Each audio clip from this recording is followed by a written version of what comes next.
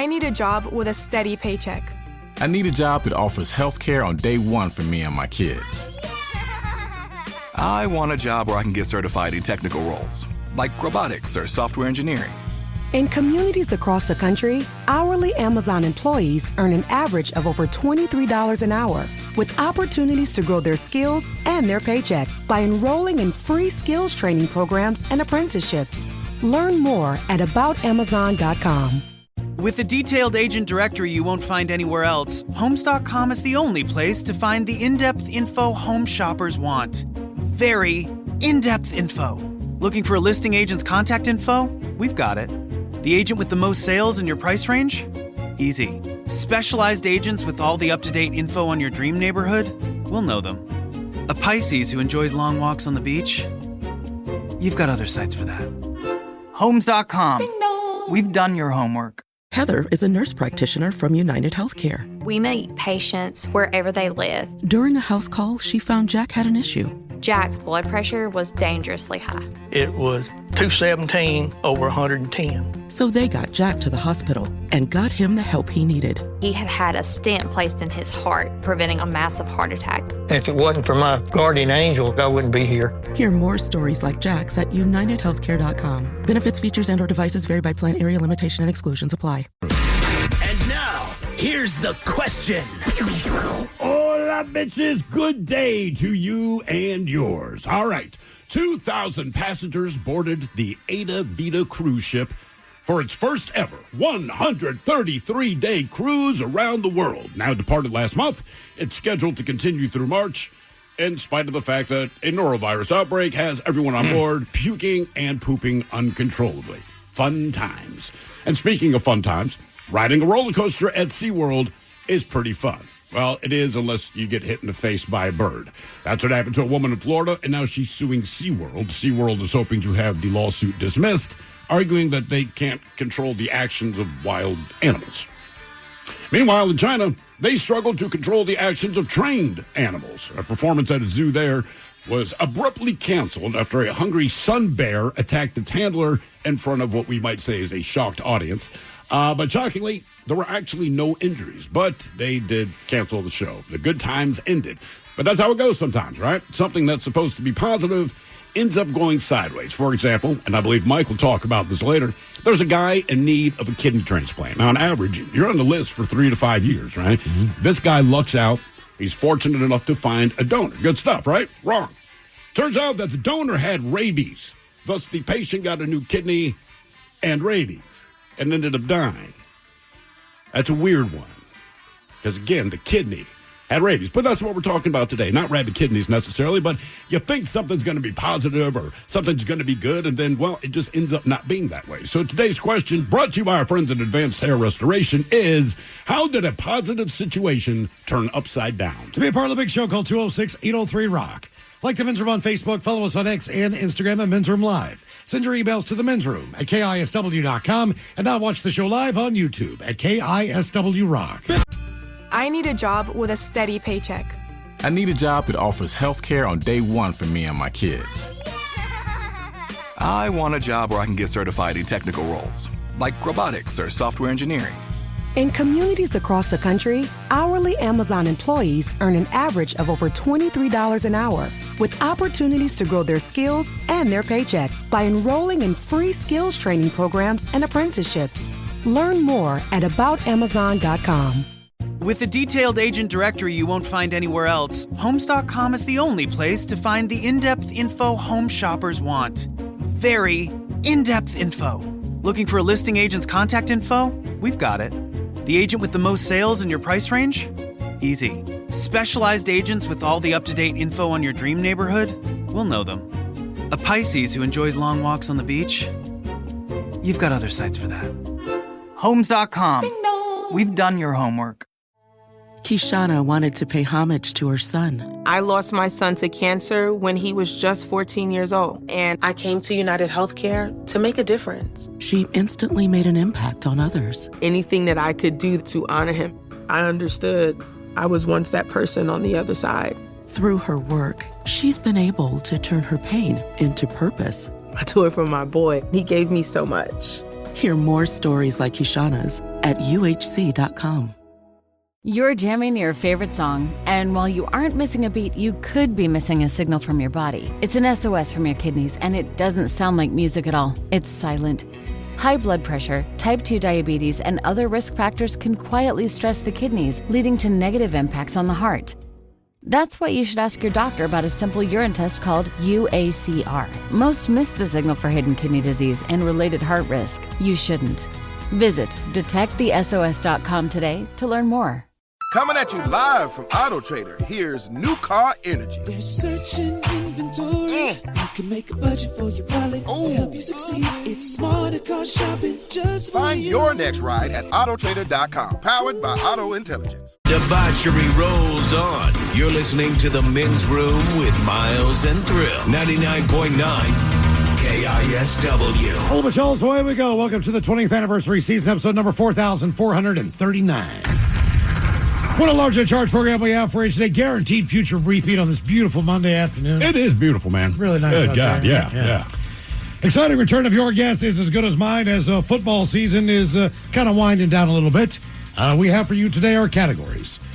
The NFL experience and the worst cities just released today for traffic in the United States of America.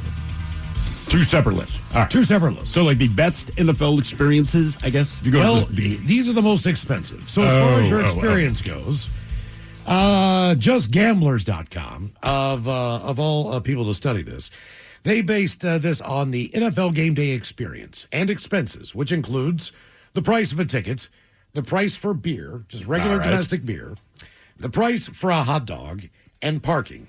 And then they averaged those all together. And they came up with the 10 most expensive NFL teams for fans. I'm going to guess the Cowboys have to be one of them.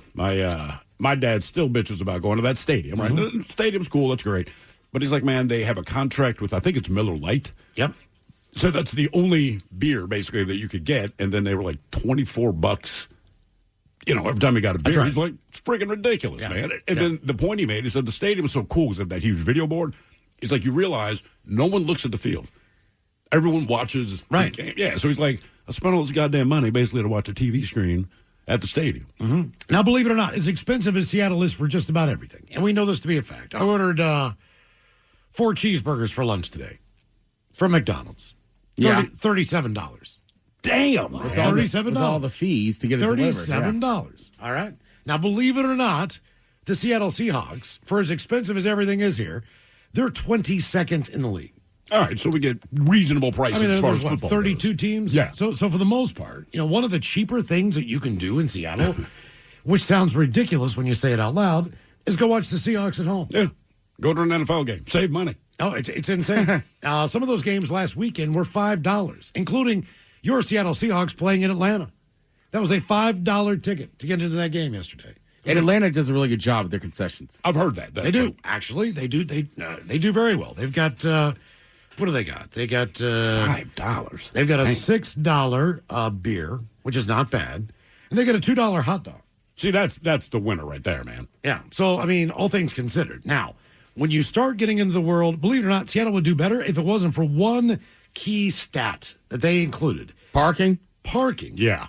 Parking's ridiculous. Oh, they get you on that for sure. Seattle would have fallen a lot. It'd been a much more affordable experience if you just didn't drive to the stadium. That's the only thing I hear people bitch about when they go to the games. Honestly, it's the parking. It's not the prices of the stuff. It's just parking. Yep. Then a report looked into a traffic congestion across the country and found that the typical driver lost 49 hours in 2025. That is a 6-hour jump from last year. Damn. On average, congestion resulted in $894 worth of time lost per driver, costing the country, believe it or not, about $85 billion. That is an increase of 11% over the previous year. Damn. So that's pretty bad. And Seattle is one of those towns where it got much worse than the rest of the country. So we've got the 10 worst cities if you're going to be stuck in traffic and driving, and we have the most expensive experiences, so to speak, in the NFL. It's coming up with your guess is as good as mine at 4:30. And today on the question, we're going to talk about what seems like something that you would look forward to, something that you would be excited about doing, an experience that you would like to enjoy. But every once in a while, bad things can happen. Yeah, without a doubt. As far as just your overall experience. I know, Steve, you mentioned last week about someone who's very excited to go see a concert, and they were only there for a couple songs. Yeah, they, yeah. I will not dime out this person, but I had said, hey, because they've been talking about this concert for months leading up to it. And Ted, you know this person, I'll tell you off air. And so finally I said, hey, man, how was the show? And I'm at the bar, so she's headed to the bathroom. She's like, oh, it was great. And, thanks again. So, hey, no worries. And she walks out of the bathroom and she says, look, I can't lie to you. I'm like, what's going on? She's like, I don't really make the show. I'm like, what happened? She's like, oh, no, we pre-gamed. I did not eat. And, oh, yeah. So I think maybe a song had played before she got booted.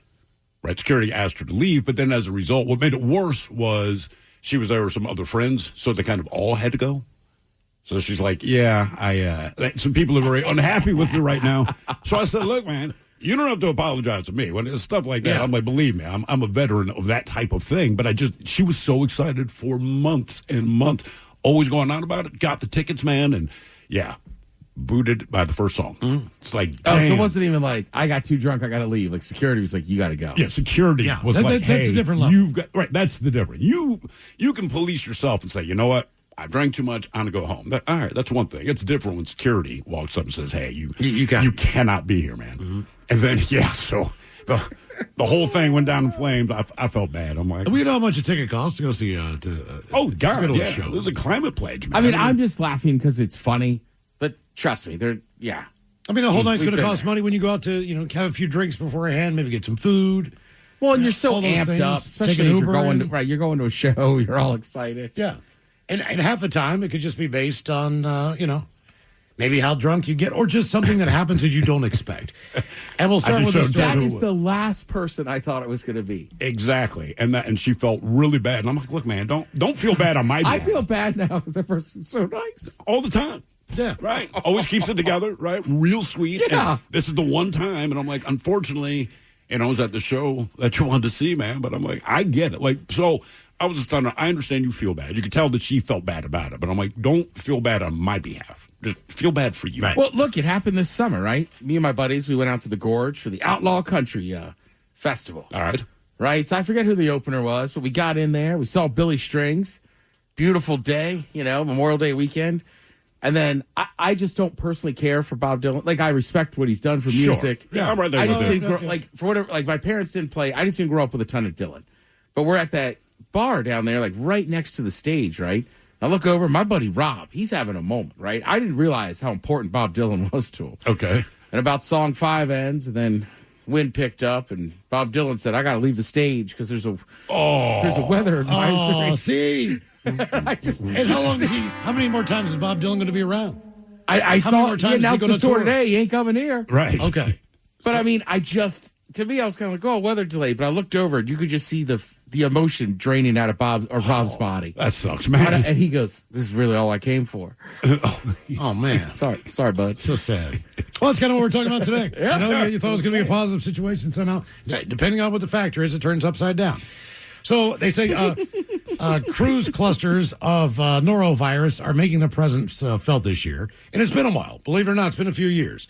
The latest outbreak logged on Ada Cruises' first ever around-the-world cruise. Yeah, it's their maiden voyage, This is man. the Poseidon type of situation.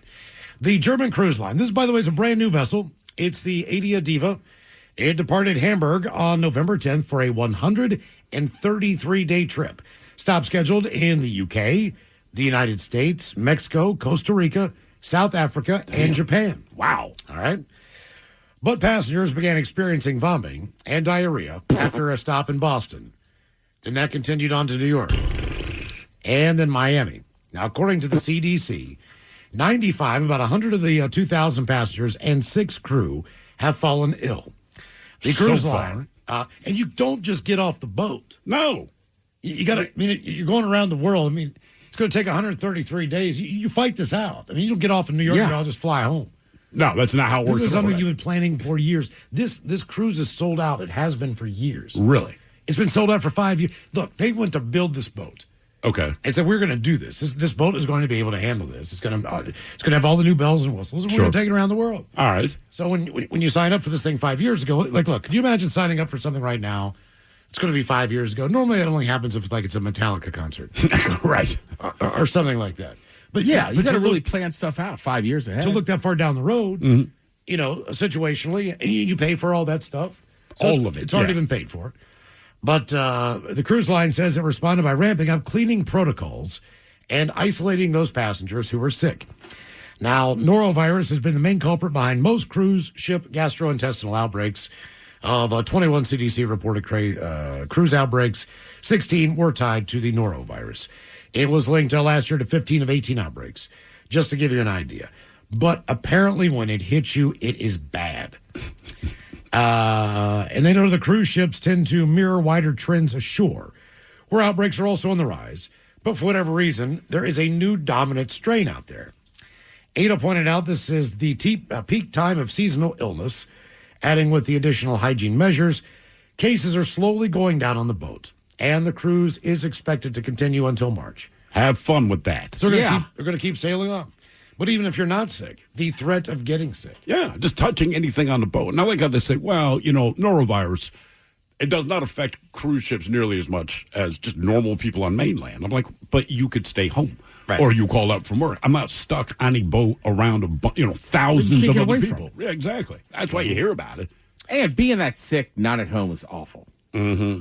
Right. Right. If you've ever gotten sick like that on vacation, maybe you went to Mexico and drank the water where you're supposed to. It just sucks worse. You know what? To me, it is. It's forgetting the small things. Like I eat ice. So just to remember. They'll remind you, man. Remember in my brain, no matter what I do, not to chew on ice cubes after I get a Coke or whatever.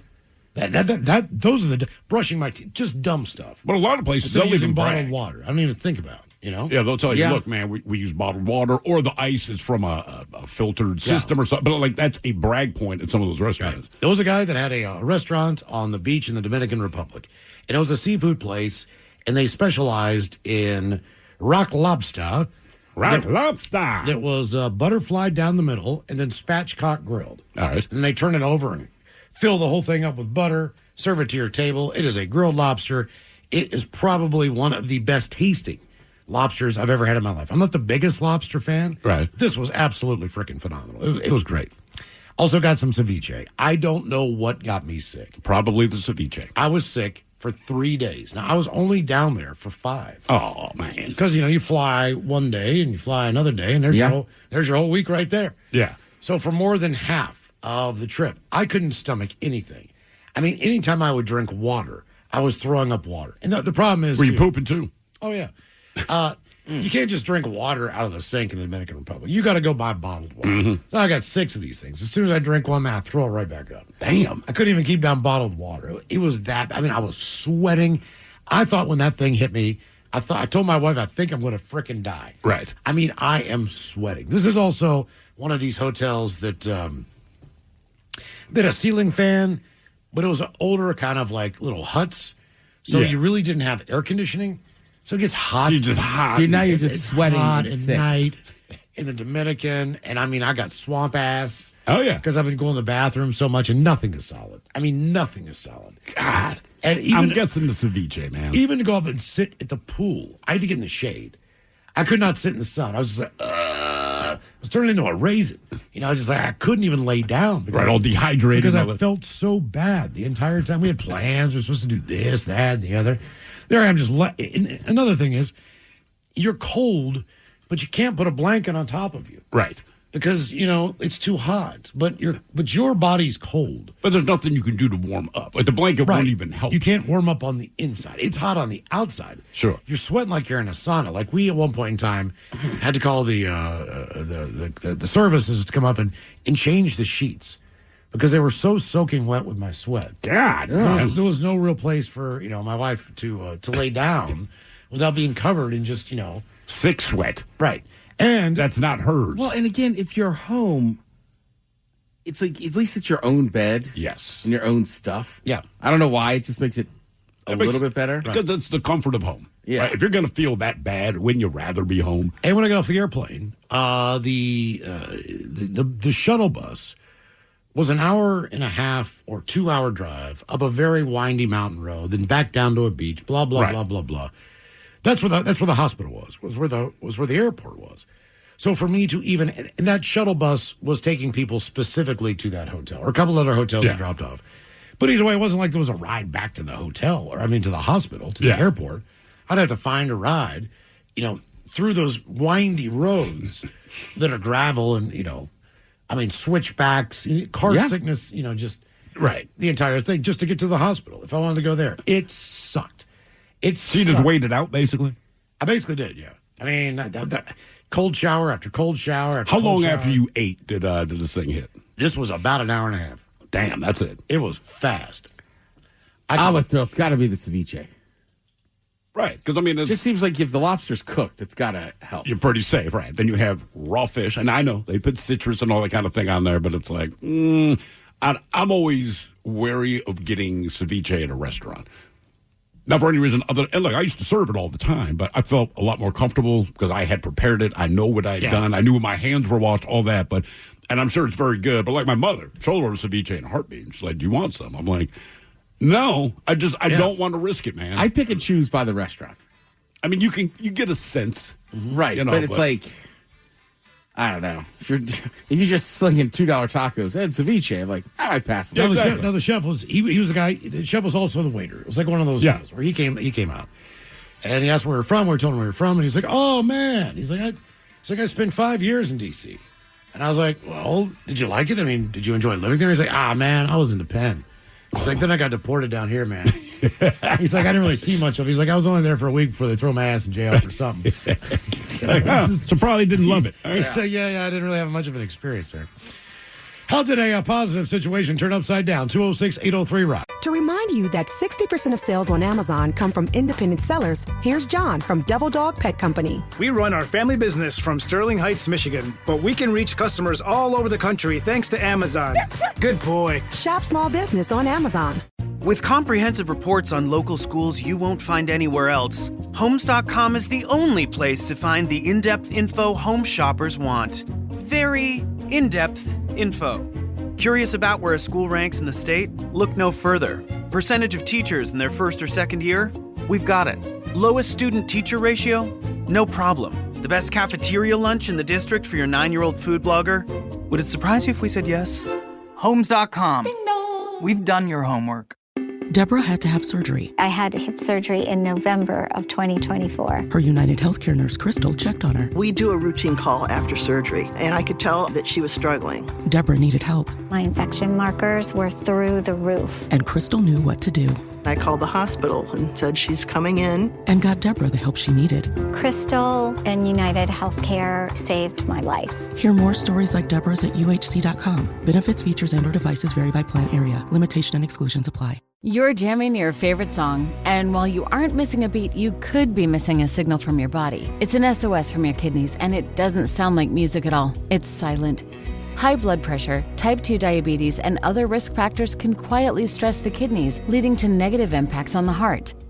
That's why you should ask your doctor about a simple urine test called UACR. Most miss the signal for hidden kidney disease and related heart risk. You shouldn't.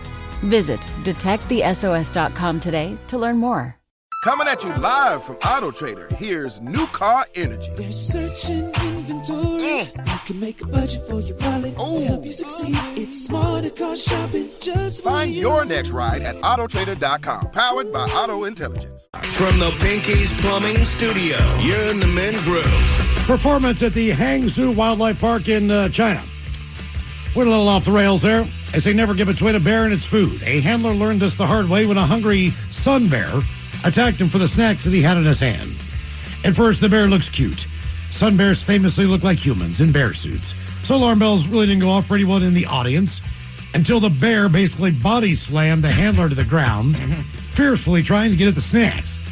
Another staffer is then seen rushing in with a mini basketball hoop. Did you see the video? Yes, using it as a net to restrain the animal, as the shocked audience gawked at the scene before them, which was feet away. Other workers also swarmed the scene, armed with sticks and stools, trying to do anything they could to get this animal off of the handler. One guy, hilariously, scrambled over with a macaw, a giant parrot still flapping on his wrist, which did not help at all. No, it did not. The tussle came to an end when the crew was finally able to separate the bear from the man. But believe it or not, no one was reported injured, and it's no surprise that the performance was canceled, and all the performances for the rest of the day were canceled as well. Our question, how did a positive situation turn upside down? 206-803-ROCK. Hello, Cheyenne. Welcome to the men's room. Hola, gentlemen. It's been a minute. Hola. So what went wrong? As I've mentioned before, I'm a motivational speaker, and when I do those, I open it up to questions, anything people want to know, because I like to be transparent. Now, a lot of times that's good, and I do get a positive message out, but sometimes it kind of goes sideways and just gets weird. People want to know about like intimate experiences that I may have had. People want to know about they're just openly asking this in front of the full audience. With what you got, can you F or not?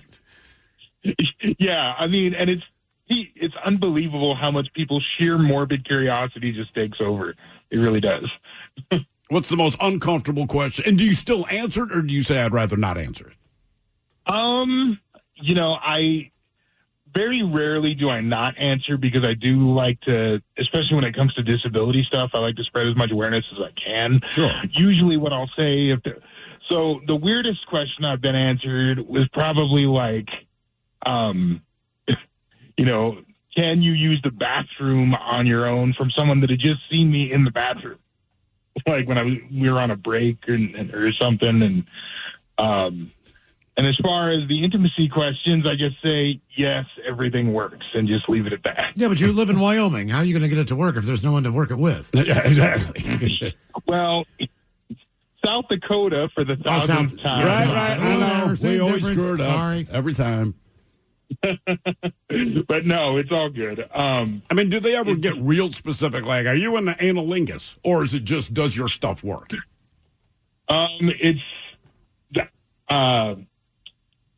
It's basically just does everything work, but it's amazing, like in a public forum, so to speak, how comfortable people get just throwing it out there, Okay, all right. Do you ever ask them back, how about you? No, I usually try to keep it pretty cordial, although oftentimes I'd like to ask them that. Okay, all right. Yeah, that is a little uncomfortable. Well, people must feel comfortable with you, enough to ask you're you those doing questions. a good enough job, right? Sure. Man. How did a positive situation turn upside down? 206-803-ROCK. I love that's what people want to know. Does your penis work? All right, cool. Don't care about anything else, right? It's like a very odd, straightforward, thanks for the speech. Anyhow, junk work? Does your penis work? Yeah. All right, man. Yeah, cool. Good meeting you. See, otherwise, they have no sympathy to offer you as long as your penis works. That's essentially what. He can go up there and he can tell everything about disabilities. People go, yeah. Look, if your penis works, we don't feel bad for you. No. That's all. Still seems aggressive. Like, if I saw a woman give a motivational speech about tough times in her life and everything, I don't think I'd be like, so your boobs real? They look nice. Yeah, just curious. Hello, John. Welcome to the men's room. Hola, bye. Hola. How you doing, guys? Doing well, man. Thank you. The 7 words you can't say on the radio. Sucker, mother, and please keep those words in mind when calling. Now, back to the program. Well, you got through 2 sentences. All right, let's try that again, John. I'm sorry, guys. Yeah, we understand. My mistake. So, yeah, this might not be the exact idea you guys were thinking of, but I just tried to make a kid's day that was picking up dog poop, and it just backfired. So you remember the Iron Bull in Wallingford? Yeah. So the standard thing is you'd park about a block away because there was no parking there. So I took my girlfriend there after work, and we sat a block away. I smoked a bowl, pounded a PBR tall boy, and we're sitting there getting ready to go in. For sure, your radio show was on. It was about 4:30 in the afternoon because we're early birds. And I'm watching a block ahead, a young brother and an older brother. a 10-year-old kid and his 6-year-old little brother walking their dog across the street up ahead of us. And older brother is walking the dog. He's in charge. Younger brother is tailing behind with kind of his head down. He looks kind of sad. And you can see him asking older brother, can I walk the dog? Can I have the leash? And older brother is turning around saying, no, it's really obvious. So I'm I'm pointing this out to my girlfriend who just wants to get the heck out of there. She's like, can we just please go to the bar? We're attracting attention, And sure enough, dog, who was not quite a puppy, not quite full grown, hunches up and just releases a coil right there. And older brother turns back to younger brother, and you can see him pointing down, pick up that dog poop. So younger brother gets out the dog poop bag and starts bundling it up. And I'm sitting here watching this, pointing out to my girlfriend, like, look at that. That's garbage, dude. Younger brother is being a bitch, dude. Older brother's being mean. He's making him pick up the dog poop. He won't let him walk the dog. And I have a little extra money in my pocket because I had a good day at work. And I'm saying to myself, and I'm saying to my girlfriend, hey, I'm going to make that little kid's day, dude. So I bust out my wallet and pull out a $10 bill. And I jump out of the car. We're about half a block away. And I start running up as little brother's finished picking up the dog poop. And older brother's half a block down. And I start running up yelling, hey, that was good work. And they both freeze. The dog was smacking me. Its head, its ears pop up. I'm like, hey, man, that was good work, dude. Little brother, you picked up that dog crap. That was awesome. I've got money. And younger brother yells up to his older brother, Bryson, there's a guy. And I'm like, hey, no, wait, you don't understand. I'm thinking to myself, I'm going to make this little guy's day, dude. He's going to get $10 in his pocket for doing the right thing and having to put up with his big brother who's kind of a jerk, right? And he starts running down the street. And I'm like, no, wait. Are you chasing after this kid now? Practically. Damn near, dude. Because then my girlfriend gets out of the car. I'm halfway down the block, and she's yelling, John, stop! And I'm yelling to this kid, no, you don't understand. I've got money. and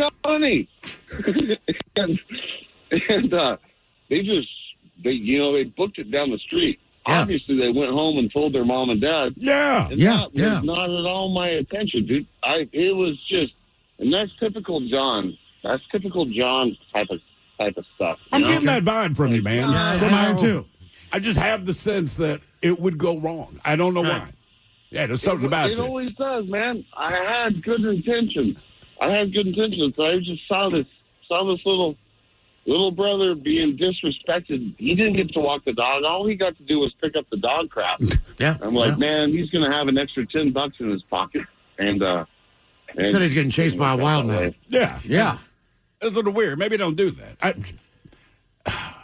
This happened years ago. Not my current dog, but the dog before that. Always pick up after the dog. Always. Every time. Not a big deal. It's just part of owning a dog, right? So I'm living in Greenwood at this time. In Seattle, like once a year, it's like the night out or something where all the neighbors get together. Yeah. And so all these people, they set up their tables on this one side street, and that'd be like 30 people out there, and they're super nice, right? They close the street down. Yeah, and you recognize some you've seen around the neighborhood. So I'm walking my dog. They recognize me. They recognize the dog. Somebody's kind of yelling back and forth. They're like, hey, man, when you're done, you should come back, grab your family, join us. And I'm like, you know what? I might do that, right? Everyone's real positive kind of vibe going on. And I realize my dog's now taking a crap. No big deal. I don't have my bag with me. It is blown out of my pocket, but I did not know it had blown out of my pocket until the dog had to poop, and I got to pick it up. So my dog poops, then I realize I don't have a bag. And now all these people are quiet, and they're all just looking at me, and I'm like, oh, my God. This is like the worst feeling in the world. And and I think they thought I'm putting on a show, because I'm reaching around trying to find the bag. I'm kind of frantic. I'm like, oh, my God, you've got to be kidding me. So I just had to walk away with the dog. There's a pile of S there. I get back to the house. The bag had blown out of my pocket basically at the front door. It's sitting there waiting for me. I let the dog in, grab the plastic bag, and walk all the way back down there to pick up the poop.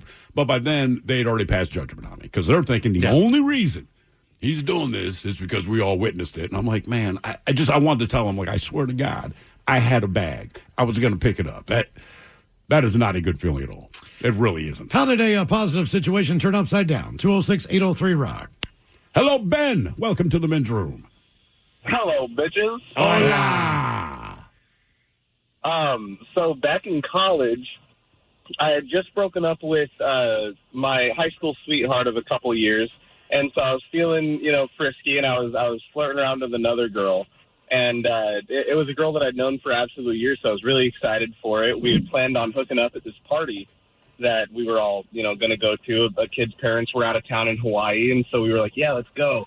And so we all got there, we were all drinking. And this girl that I've been talking to for a couple weeks, like both in person and texting and, pretty heavily flirting, all the signs were there, pictures were exchanged. She just flat ignores me at this party. And I was like, wait, what the hell's going on? Or what the heck's going on? And I was just very confused. And then I got super drunk instead, which never a good option.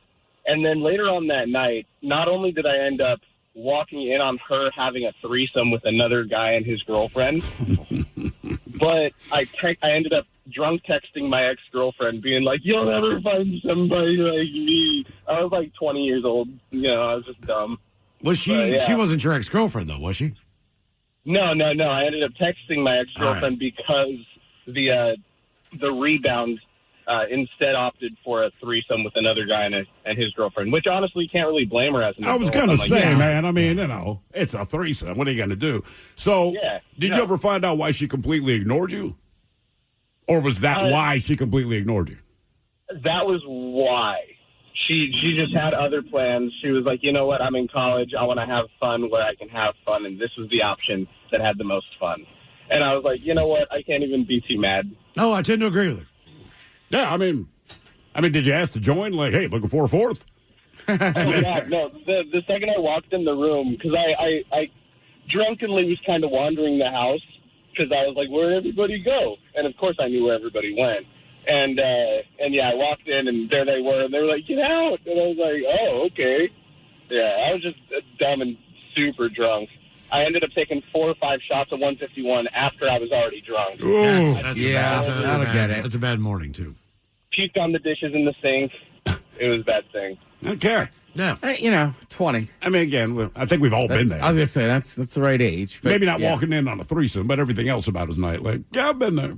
Like, you know what? Yeah, I'm I hammered. have not been there, but I've been everywhere else. Yeah, pretty much. Like, I know I'm hammered, but you know what? Let's do more shots. Because what could possibly go wrong? Other than everything. Well, my roommate and I, we were with a woman, but we weren't exactly at the same time. Like we were in this. What's the right way to put this? It was definitely a devil's three-way. But were you all involved at the same time, or was it more like a baton? You go, I'll go. Okay. So because that was her. So who went that's first? what she wanted. He did. Oh, see, man, I'd be like, can I go before you, man? At the time, though, it doesn't matter. I Just didn't keep care. switch ends. I didn't care. Yeah, I didn't care. Different ends, yeah. I didn't care. I was just like, don't rub your. He was real hairy, Chad. I was like, don't rub your hairy leg up. Hey, you just don't want to. He don't want to touch you, but sometimes it can happen. Well, my skin is nice and soft. He was built like. Did he brush it? Well, he had like real wiry hair. Mm-hmm. Like, you know what I mean? It wasn't just like, he was covered in a pelt. I mean, he was covered in just like, pubes. Right. Pubes everywhere. Exactly. So I was like, dude, don't touch me. That was the only thing. I said, just don't rub your hairy ass leg up against me, man. How did a positive situation turn upside down? 206-803-ROCK. Hello, Tanner. Welcome to the men's room. Hola, guys. Hola. Okay, so I've listened to you guys for a while, and I think this was actually a question a while back, like torture question of what you would have to be stuck listening to. So I found I'm 32 years old, and I went to Disneyland for the first time over Thanksgiving, and it was packed. I was not expecting it, but my girlfriend, she's gone before, so we was like, I got to experience, all the rides that we can. And I'm like, well, it's a small world after all. I got to go on that. Why? Why would you think that? Well, because it's been around forever. It's like, it's the ride. Had you ever heard anyone say it was awesome? Like, anytime anyone brings up that ride, like, no one talks about it positive. No. Not unless it's August and it's 110 degrees outside and you need to cool off. Yeah. So it was the holiday overlay for it. And it was maybe like our third ride of the day, and we're going on it. Well, we maybe make it like, I don't know how long it is total, but we were going through it, and then all of a sudden, like, all the boats just start colliding. Like, we ran into the boat in front of us, and the boat behind us ran into us, and we're all kind of getting this stuck. And then we all ended up getting stuck on it for about 45 minutes. Is that song playing the whole time? Oh, my God. The entire time.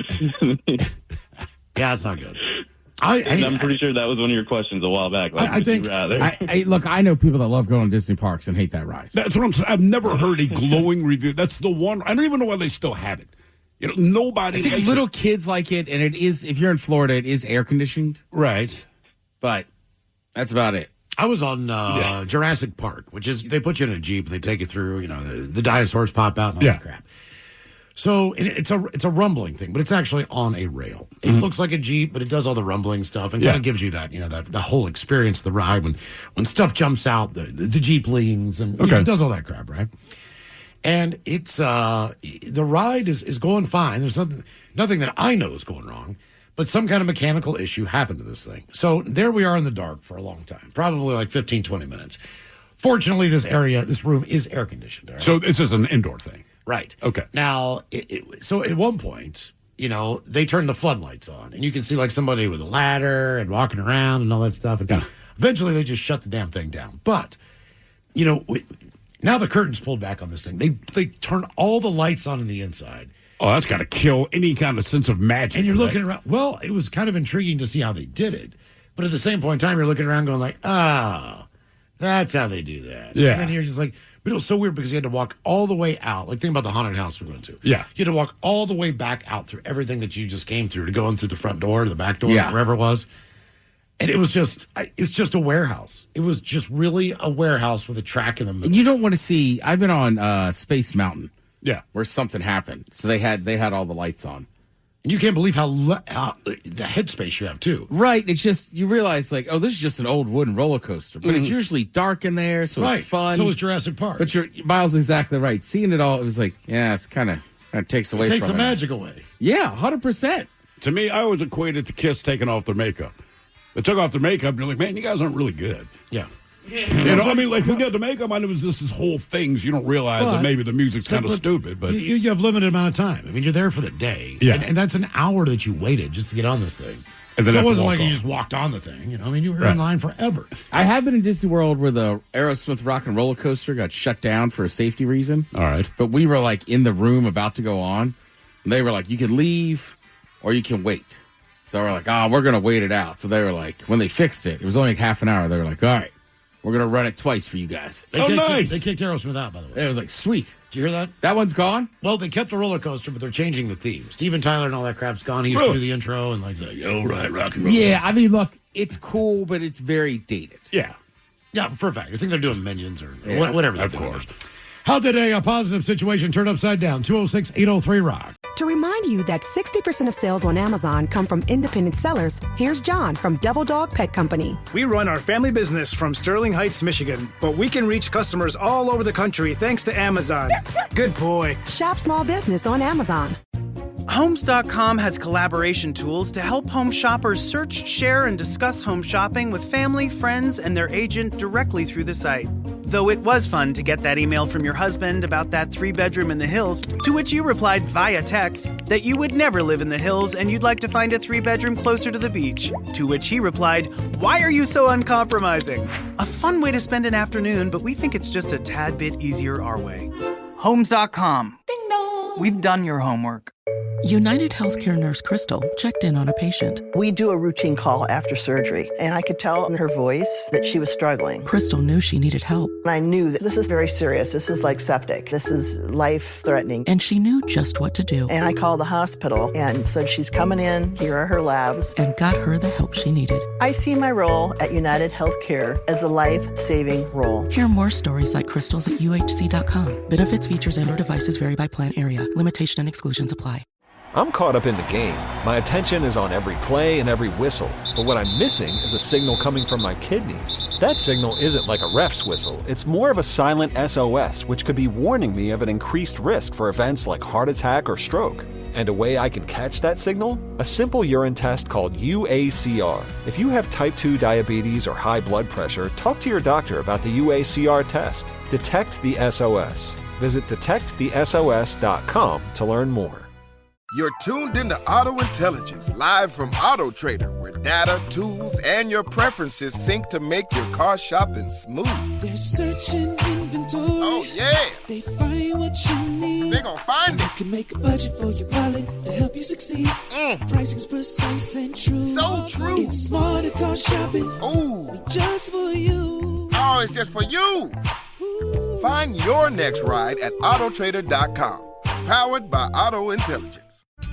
I need a job with a steady paycheck. I need a job that offers health care on day one for me and my kids. I want a job where I can get certified in technical roles, like robotics or software engineering.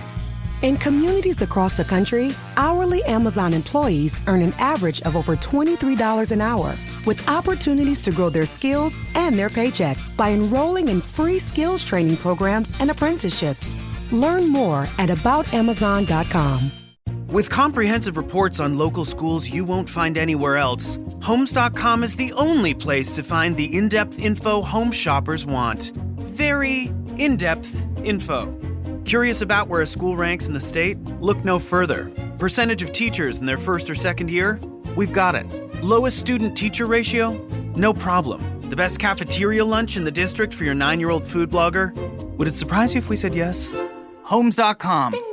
We've done your homework. No matter why your clients give, their donations can do so much more with a donor-advised fund from DAF Giving 360. They can donate cash, publicly traded securities, or other non-cash items like real estate and even crypto, while recommending grants at any time. DAF Giving 360 can offer you over 25 years of expertise, bringing donors, financial advisors, and even charities together to make a greater impact. Learn more at dafgiving360.org/advisors. dafgiving360.org/advisors. 9.9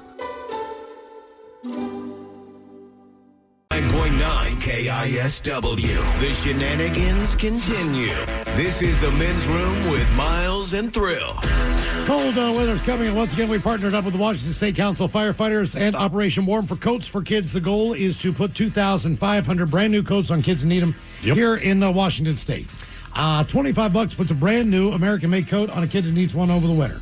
So if you could, please donate $25 now. One coat's great. If you can give any more than that, that would be awesome, too. Even if you can just give less. Every little bit, man, it all adds up, right? Absolutely. KISW.com, 2,500 kids. Obviously, if we could just get a few more than that, that would be outstanding. That would be better. So donate what you can right now at KISW.com. We're talking about amusement parks.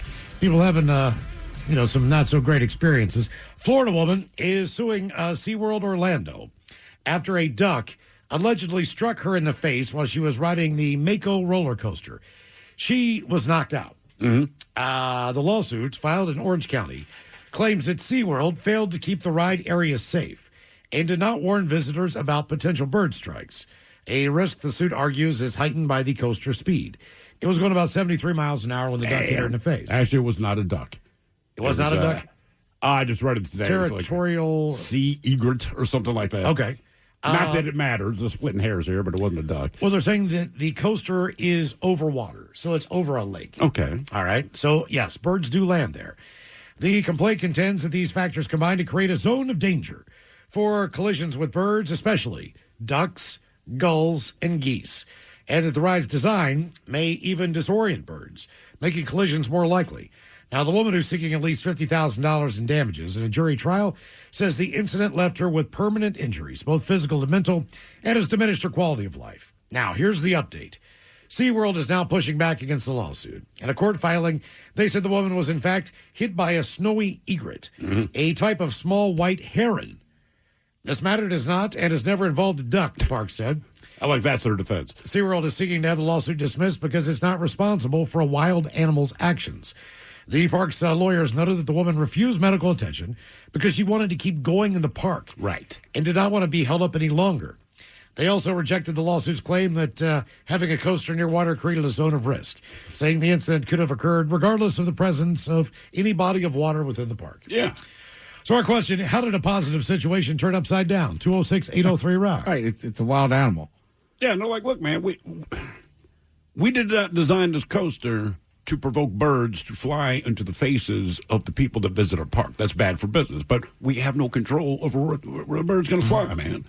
Yeah. I mean, that's all. So I get the feeling it'll be dismissed. Although, full credit to the lady, at least it's only $50,000. Usually when people try to sue amusement parks, it's like millions and millions and millions of dollars. Yeah, right? So I'm kind of shocked it's that low. But, yeah, they got no control over that. Hello, Brandon. Welcome to the men's room. Hola. Hola. All right. So I would say maybe about 10 years ago, I was in my mid-20s. I reached out to one of my friends in high school that I went with when I was living in Central California. And they were like, hey, you should come visit sometime. And I had already had a good income at the time. So I'm like, oh, this will be fun. My first road trip on my own. And so, trying to think. So I planned the weekend, and I said, okay, this is the dates I'm going to be down there. Would that work for you? And they're like, sure. So I'm excited, and I decided to go down all the way to California, spend like a night somewhere in Oregon, and then spend a day, or two in California.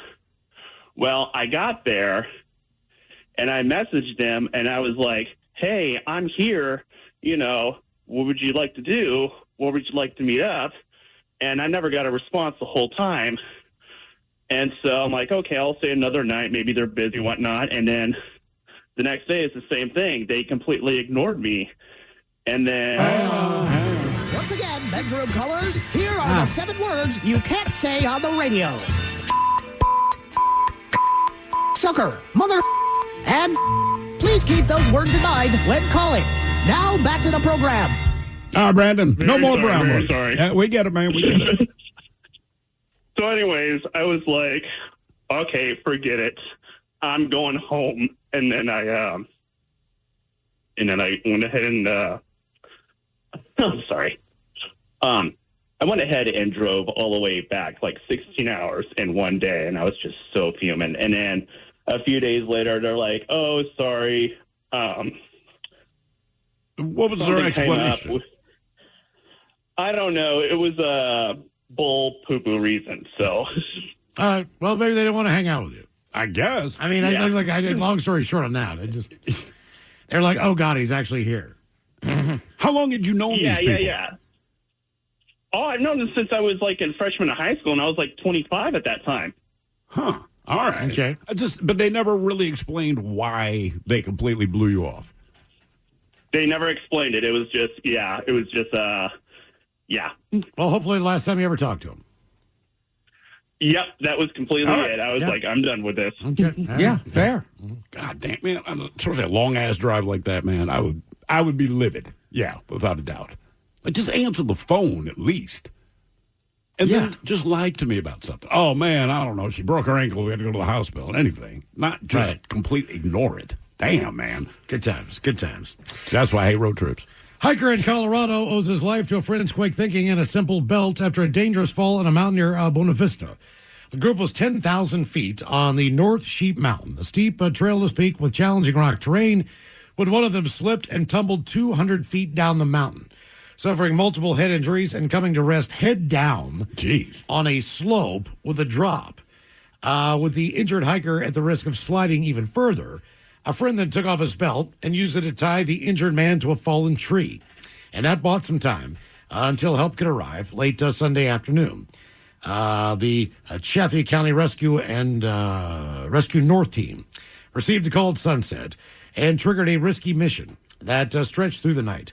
Rescuers split into 2 teams. One climbed up to the group with ropes and supplies, while the others waited below with a rescue litter. There was rock falling all night long from the team trying to get him down. People would scream, "Rock!" And in the dark, you'd hear these huge boulders slam into the trees next to us. It was terrifying. The injured hiker ultimately lowered 1,600 feet in the dark in freezing temperatures. Wow. He was loaded onto an ambulance nearly 11 hours after the rescue began. They did some at the top before they started walking back down. All right. They did credit the group with carrying essentials, including a communication device, but noted the accident may have been caused by the group's lack of knowledge about the difficult mountain. Uh-huh. I just don't think you want to mess with Mother Nature in some instances. You just got to know when to turn around. I don't think you ever want to mess with Mother Nature, right? Like, it just, if you think it's a bad idea, it probably is. Yeah. I feel like hiking, though, is much more, like, I don't know. When you people have a healthy fear of water. Yeah. It's like when you're in the ocean, right? Like, some people are just like, I'm not getting in there. Some people are like, the waves are too big. Right. For some reason, and look, I've done it before with hiking, where it's just like, it's fine. We're just walking. And then by the time you kind of get there, it's like, this is not fine. We are idiots. But it just, for whatever reason, hiking to me lends itself to that. Because you're right. You're like, well, we're just walking. Yeah, I'm done walking. I'm not quote unquote mountain climbing. I'm just walking. Right. Mm-hmm. But you're right. With the ocean, people definitely. But if you twist an ankle there, or you do something like you rip your knee out, or whatever you do, you take a hard fall, whatever, you're screwed. Yep. You I are mean, even absolutely just like, screwed. look, right? Like, isn't that like part of like living in Seattle, right? You got to do Mount Si. Sure. Right? I think everybody in here has done it. Mm-hmm. Then you go up to the haystack, right? But Miles is right. You could easily twist an ankle, and that would suck to be on top of that mountain. Mm-hmm. Yeah, the last little scrambles when we were in Alaska, right? Was it flat top? Although something there like were that. boulders flying down the hill the entire time. Like the scramble, I was actually angry at that point when we were climbing up because in my head, I'm like, why are you doing this? You were not equipped to do this. Now, look, obviously we made it to the top. The view was great, blah, blah, blah. But, yeah, when I'm climbing up that thing, I'm like, this is the stupidest thing you've ever done. I think I was wearing tennis shoes. Yep. I mean, like, everything about this. And my brother, you were not a mountain man. Yeah. And now you're climbing up this freaking sheer wall. We got to the top. I'm like, okay, I felt a lot better. But coming down was more terrifying. So that's when that freaking boulder went rolling by, man. It's just like, it was in the fog, too, so you couldn't see. Yeah. Dog Miles almost killed me twice. We were at Seaside at one point in time, and he really liked chasing a tennis ball into the easier waves. Yeah. You know, like just the ones that are rolling up. You know, like when you look at the Pacific Ocean from that area, it looks like it's just got steps to it of waves. Mm-hmm. Instead of big crashers are out there, but as they roll in, you really don't know how far they're going to come in, like a creeper wave or whatever. Right. Well, he's going for this ball, and the ball keeps getting sucked back out. You know, like as the wave is receding. Yeah, the ball's flying with it. And I look, right where he is going is just the middle of a rip current that you can physically see. I mean, you can physically see this rip, and it's just pulling everything like in a funnel straight out. And that's where he's at. So I go just sprinting at his ass, grab him by the collar, and I am leaning back with both hands around his neck. And I'm trying to pull back toward the shore because the water and the sand are pulling us out. And I'm watching this rip current. The water's freezing freaking cold. Of course. All the way. So, but I thought if somehow this dog dies, then I'm dead because my wife will absolutely kill me. But man, I've never been in the mouth of that before and just realized because I was probably up to my thighs in water. Yeah, it was freezing cold, but I'd never been pulled like that before. It was just absolutely insane. And I'm trying to hold on to a 60-pound dog. So I finally drag his ass back. You know, ball's gone, by the way. Yeah, of course. But he still wants to go after the ball. Yeah. So he's fighting me to go after this ball. So that was one where my heart was pounding. I was just like, when I got out of that water, I was like, Jesus Christ, man, we almost died. What exactly causes those rip currents? Like, I don't know. What is it? Just something by the way the tides work in the water, but it just I mean, it's just weird, because you're watching waves crash towards you, right? So they're coming directly towards you, but then these currents are sideways under that. It looked like you were looking down river on whitewater, like rapids. The middle of it was just fired out. Everything and they else only was coming in. last so long, but it's just scary, and your instinct is to swim against it, and that's how people die. Yeah. Yep. The other time was the Golden Gardens. I'm sorry, not Golden Gardens. Discovery Park. There's an area up on the cliff where they have this big sand area, all right? Yeah. There's a couple little lookouts up there, and you're kind of in the flat portion where you can see the sound and everything else. But there's just a huge-ass cliff that goes all the way down to the bottom of the sound. And he took off. It went over this cliff. And I'm just like, Jesus Christ, man. I am not good with heights. And all that sand is very soft. So when you start trying to get down that cliff, you are not supposed to be going down that cliff. The ground is just coming out from under you. Of course. You're just sliding down this thing. And he's down there whining, trapped between two trees and looking up at me. And I'm like, God damn it, man. And where he was, It was about a 30-foot drop straight down. Yeah. So it was a sheer face cliff where he had stopped. So if he'd have gone any farther, he'd have gone over the cliff.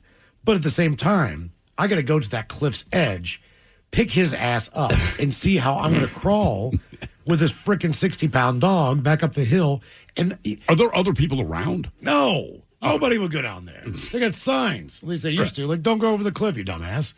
But I had to get the dog. And God damn, man, that was another one of those things. Like that was probably like 2 weeks after the Oregon experience. It's like, that dog is going to freaking kill me. How long did it take you to? And the idea is to take the dogs out for a stroll on the beach. The idea is right. To take the dogs, around the Discovery Nature. Loop, like 2.5 miles, whatever it is. It's not the big thing, but that was always part of the plan in the morning. We got to get out and do something with the dogs before we do our thing. Aye. So, but twice in 2 weeks, the thing almost killed me. How long did it take you, basically, to go down this cliff, get the dog, and then get back up? At one point in time, after I got around, because what was the plan to get up? Like to get down to the dog, straight right? Up. And he's got crampons on, so I'm trying to push his ass and find something to kind of hold myself in on like a tree, and just push him slowly up the hill, stop him. Then I try to go, get my footing down again, push his ass up the hill again. Oh, my God. It took a half an hour. Yeah. And she just stood up there on the top with the other dog like, all right. I mean, is she saying anything or is she just watching? She was too far up. She's probably like 100 yards up. So she was just kind of watching to see what I was trying to do. I was trying to get around that cliff and just try to go down to the bottom of the beach. Yeah. I thought if I get down there, man, surely I could walk to, I don't know, Magnolia or something, yeah, and find a way up, in a private beach house. But that was my next plan until I finally just said, hell with it, and picked his ass up and army crawled all the way up to the top of the hill. God almighty, dude. Yeah, that was... I don't like that dog much anyway. Jesus. Almost killed me twice. He didn't like Miles. That's a good point. No, the dog didn't like me either. Even though he keeps saving his life. Right. I need a job with a steady paycheck. I need a job that offers health care on day one for me and my kids. I want a job where I can get certified in technical roles, like robotics or software engineering. In communities across the country, hourly Amazon employees earn an average of over $23 an hour, with opportunities to grow their skills and their paycheck by enrolling in free skills training programs and apprenticeships. Learn more at aboutamazon.com. With comprehensive reports on local schools you won't find anywhere else, Homes.com is the only place to find the in-depth info home shoppers want. Very in-depth info. Curious about where a school ranks in the state? Look no further. Percentage of teachers in their first or second year? We've got it. Lowest student-teacher ratio? No problem. The best cafeteria lunch in the district for your 9-year-old food blogger? Would it surprise you if we said yes? Homes.com. We've done your homework. Donor-advised funds from DAF Giving 360. Your clients can donate cash, publicly traded securities, or appreciated assets like real estate. It's a simple, tax-smart way to give. Learn more at dafgiving360.org/advisors. You're jamming your favorite song, and while you aren't missing a beat, you could be missing a signal from your body. It's an SOS from your kidneys, and it doesn't sound like music at all. It's silent. High blood pressure, type 2 diabetes, and other risk factors can quietly stress the kidneys, leading to negative impacts on the heart. That's why you should ask your doctor about a simple urine test called UACR. Most miss the signal for hidden kidney disease and related heart risk. You shouldn't. Visit detectthesos.com today to learn more. Hiring isn't just about finding someone willing to take the job. It's about getting the right person with the right background who can move your business forward. And to find candidates who match what you're looking for, trust Indeed-sponsored jobs. Stop struggling to get your job post even seen on other sites. Give your job the best chance to be seen with Indeed-sponsored jobs. They help you stand out and hire quality candidates who can drive the results you need. Sponsored jobs boost your post for quality candidates, so you can reach the exact people you want faster. Join the 1.6 million companies that sponsor their jobs with Indeed. Spend more time interviewing candidates who check all your boxes. Less stress, less time, more results now with Indeed-sponsored jobs. And listeners of this show will get a $75 sponsored job credit to help get your job the premium status it deserves at Indeed.com/listen. Just go to Indeed.com/listen right now and support our show by saying you heard about Indeed on this podcast. Indeed Indeed.com/listen. Terms and conditions apply. Hiring? Do it the right way with Indeed. Exactly. Our question, how did a positive situation turn upside down? 206-803-ROCK. More animal stories. This one Mike's got coming up in the headlines. Spectators at a Christmas parade in Tennessee were treated to a surprise scene when a black bear wandered onto the road and walked the entire parade route. So this was not part of the parade. This is just a random ass. This is a bear walking along with the floats, with the marching bands, with the Shriners, with everything else. That was They're marching. tiny little cars trying to get away. Yeah, it's like how the Macy's parade used to be. Except there was no handler. This was just a wild bear. This was just a big-ass black bear walking down the middle of the parade route. Oh, what are you, buddy? But the thing is there are kids sitting on the side of the street. Yeah, obviously. they're always up front, right? Yeah. Amanda Snook Page captured photos showing the bear walking down the route of the Gatlinburg 50th Annual Fantasy of Lights Christmas Parade. Unclear how much of the route the bear walked, but another witness captured video of a Bruin that was probably the same animal feasting on trash after the parade. They joked on social media the bear was such a hit with spectators that the organizers should have made him the grand marshal of the parade. People actually just stood there and froze and watched this bear walk down the middle of the road. So they did recognize that it was not part of the parade. Yes. It would take a second, though. Yeah, I would just assume, like, I wonder where the trainer is. Right. Then once it clicked in my head that there's a bear wandering, I'm leaving the parade. Right, that's what I'm saying. Like, you're right. Obviously, you should be like, that's a bear. But I think, honestly, if I was standing there, I'd be like, oh, cool. That would They be got my a initial bear thought. in this Christmas parade. But no one really moved. That was the thing. They just kind of let the thing wander. Well, I guess if it's not doing anything and it's just kind of like, you don't want to do anything to alarm it. Like correct. Yeah, if it seems cool, like, be cool. But it did the whole parade route. It did the majority of the parade route down the middle of the street, which I thought was pretty fascinating. That's actually pretty cool, man. Yeah. Sort of. How did a... there is some people that are like, get out of the way. I'm just rewatching the video. And you just hear one guy go, that's an actual bear. Yeah, see? Hey, look, that is a big-ass bear, too, man. And there's people everywhere. Right. You can see him slowly react. It's like that guy, like, yeah, we'll get out of our chairs. But he's just cruising around. Ooh. Yeah, there's people just sitting there. Like, I don't know what I would do. I think I would probably just freeze as well and be like, is this part of it? I mean, I guess if no one else is moving, then I wouldn't move. Because then you're feeling singled out, right? The bear's going to chase you, but I don't know how comfortable I would have been there. Yeah, and then he just kind of runs through a parking lot. Wow. Starts eating some trash. That was a big-ass bear. Wait, well, in the bear's defense, that's smart thinking. All those people in the street, there's going to be trash. There's children. He's probably like, oh, those kids are going to drop their funnel cakes.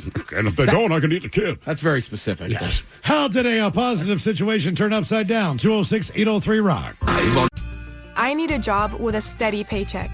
I need a job that offers health care on day one for me and my kids. I want a job where I can get certified in technical roles, like robotics or software engineering. In communities across the country, hourly Amazon employees earn an average of over $23 an hour, with opportunities to grow their skills and their paycheck by enrolling in free skills training programs and apprenticeships. Learn more at aboutamazon.com. With comprehensive reports on local schools you won't find anywhere else, Homes.com is the only place to find the in-depth info home shoppers want. Very in-depth info. Curious about where a school ranks in the state? Look no further. Percentage of teachers in their first or second year? We've got it. Lowest student-teacher ratio? No problem. The best cafeteria lunch in the district for your 9-year-old food blogger? Would it surprise you if we said yes? Homes.com. We've done your homework. Donor-advised funds from DAF Giving 360. Your clients can donate cash, publicly traded securities, or appreciated assets like real estate. It's a simple, tax-smart way to give. Learn more at dafgiving360.org/advisors.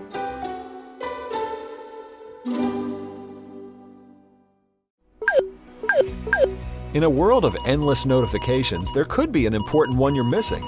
Your kidneys may be signaling an SOS. With high blood pressure or type 2 diabetes, your kidneys could be warning you of early signs of damage, which may put you at higher risk for events like heart attack or stroke. But there's a simple test that can help spot a hidden signal. Ask your doctor about a urine test called UACR to help detect kidney disease and heart risk early. To learn more, visit detectthesos.com today. Hiring isn't just about finding someone willing to take the job. It's about getting the right person with the right background who can move your business forward. And to find candidates who match what you're looking for, trust Indeed-sponsored jobs. Stop struggling to get your job post even seen on other sites. Give your job the best chance to be seen with Indeed-sponsored jobs. They help you stand out and hire quality candidates who can drive the results you need. Sponsored jobs boost your post for quality candidates, so you can reach the exact people you want faster. Join the 1.6 million companies that sponsor their jobs with Indeed. Spend more time interviewing candidates who check all your boxes. Less stress, less time, more results now with Indeed-sponsored jobs. And listeners of this show will get a $75 sponsored job credit to help get your job the premium status it deserves at Indeed.com/listen. Just go to Indeed.com/listen right now and support our show by saying you heard about Indeed on this podcast. Indeed.com/listen. Terms and conditions apply. Hiring? Do it the right way with Indeed. The free Odyssey app. From the Pinky's Plumbing Studio, you're in the men's room. Text the guys at 206-803-ROCK. Your guess is as good as mine. Cut up at 4:30. Our categories today, we have the NFL teams with the most expensive fan experience and the least. All right. Expensive fan experience. I'll let you pick either category. All right. As far as if you want to go to the stadiums you think it's going to take a lot of money to get in and enjoy Sunday football, or the ones that are the cheapest in the NFL. I would be more confident, I think, guessing the cheap ones, because usually, it's kind of commensurate with the team's record, right? Correct. Yes. Not Dallas necessarily. You know, it wouldn't be Pittsburgh or Baltimore, but usually if your team is notoriously bad, I think the one exception might be the Raiders, because they're a god-awful team, right? But the Las Vegas experience is always going to cost a little bit more money. Exactly. And people go there just because it's Vegas. Yeah, they said a lot of Vegas fans are irritated because they're like, man, every time we go to the stadium, it's at least 50% the other team's fans, because once you see that your team's playing in Vegas, like, you'll buy those tickets and plan a whole trip. Hell, we did. Also, we have just released today the 15 cities with the worst traffic here in the United States. As just last year alone, there was an increase in 11% as far as the time on the roads and the cost associated with traffic. Just God, man, 11% in 1 year. So it's gone. I'll tell you what, with that category, if you get 10 out of the 15 right, I'll give it to you. I'll tell you what, man, I was in Houston over the weekend, and you talk about some aggressive drivers. Just everybody, man. It did not matter what kind of vehicle it was. They are super aggressive down there. You know, blinkers mean nothing. They will cut you off. I mean, it's on a highway doing 80 miles an hour, man, and there's maybe 3 feet between cars. But my brother and I were like, Jesus Christ, man. Yeah. And guess how much gas was there, Ted? $2.50. They're not paying that much, man. It was $2.17. Damn. Yeah, they could not believe it, because I'm like, damn, man, $2.17, and they're kind of like, well, yeah, it's gone down a little bit, but it's still so expensive. And I'm like, dude, it's like $4.80 something in Seattle. They didn't even believe me until my parents corroborated. Like, yes, it's almost twice as much in Seattle as it is in Houston. It's unreal. That's crazy. Our question: how did a positive situation turn upside down? 206-803-ROCK. Do you guys have any from vacation experiences before where things did not go as planned, so to speak? I mean, the one that always comes to mind for me was I had a good trip down to Costa Rica, right? At the station that I worked for at the time, they'd sent me down there, and it was the opening of a new casino or sport book or something like that. Anyway, went to the grand opening. That was cool. That 70s show was still on TV at the time, and the 4 main leads, they were down there. David Allen Greer, he was there, okay? Just a quick side thing about David Allen Greer. About 2 years later, we had the opportunity to interview him. And he was very grumpy, clearly did not want to do an interview, didn't want to say anything. And he was just being a D, right? Yeah. So we go to break, and all I said to him, I was like, oh, hey, man, I met you once before, a couple years ago in Costa Rica, in that room. And then he opened up a lot more. I will not share what I witnessed him doing in that room, but just by saying that much, he was kind of like, oh, yeah, okay. So then he was more than willing to talk to us. But coming back, they changed my flight. They changed my flight while I was already in the air, right? So I have my ticket. I get on the plane. I think I was supposed to fly. Oh, so the flight I had booked, it takes me to Miami, then from Miami back up to Baltimore. I land in Miami, having a hard time trying to get my connecting flight. And the woman says, well, sir, you're supposed to be in Dallas. I'm like, what? She goes, well, they changed your flight. I'm like, when did they change my flight? And she's being no help, all right? So She looks at the computer. She tells me what time they changed the flight. So I was like over the Gulf of Mexico at the time you changed for my flight. I mean, what am I supposed to, like, open the door, jump the hell out, and swim? I was like, what do you want me to do, man? I did not change this. You guys changed it. But based on the time you said you changed it, my flight had already taken off. So that's why I'm here. I just want to get my connection to Baltimore. They would not let me get on that plane because because in their mind, I was supposed to be in Dallas. And I'm like, man, Okay. I understand that. I get it. I came out the door. Right. Yeah. I'm in Miami. I got off of that plane, and I'm showing her my ticket. And she's like, right, but they changed your flight. I said, but we both agreed, based on the time that you said my flight was changed, I was in the air. So was there another flight you could take to 24 hours later? No. Oh, yeah. I just spent a night in the Miami airport because I said, well, can I get a voucher like for one of the cheap hotels on premise? She's like, no, we don't do that. And I'm like, look, I'm not trying to be difficult. I'm just saying, like, I want to. They apparently are. I won't say what airline it was, but for about 10 good years, I refused to fly them. I'm like, I don't I'm blame not you. giving these people my money. And it turns out someone from another airline, so I won't say what airline I was on, but the person who worked at Delta overhears me having this conversation with this lady. So Delta ended up hooking me up. Nice. Yeah. That's how. I like Delta, dude. Oh, I deep The appreciate only problem I have with Delta is flying into Atlanta. Everything you do, you got to fly into Atlanta, which Oh, I really? understand that's their hub. Sure. It's like United in Chicago. You got to go through that one way or another. And Chicago sucks in the wintertime because you're rolling the dice every time you're. Oh, yeah. And I just had that trouble over the Thanksgiving holiday as well. So, like, I know the weather situation that can happen and all that crap. Yeah. My wife and I were invited to a birthday celebration a few years back down in Las Vegas, Nevada. Beautiful Las Vegas. All right. We're going to go gangbusters for our 30th. Never been to Vegas, so let's go on down there. All right, cool. The wife and I have been to Vegas multiple times. We'll show you guys the ropes, show you around, teach you some of the tricks for getting around here. This person didn't quite understand just how Vegas operates.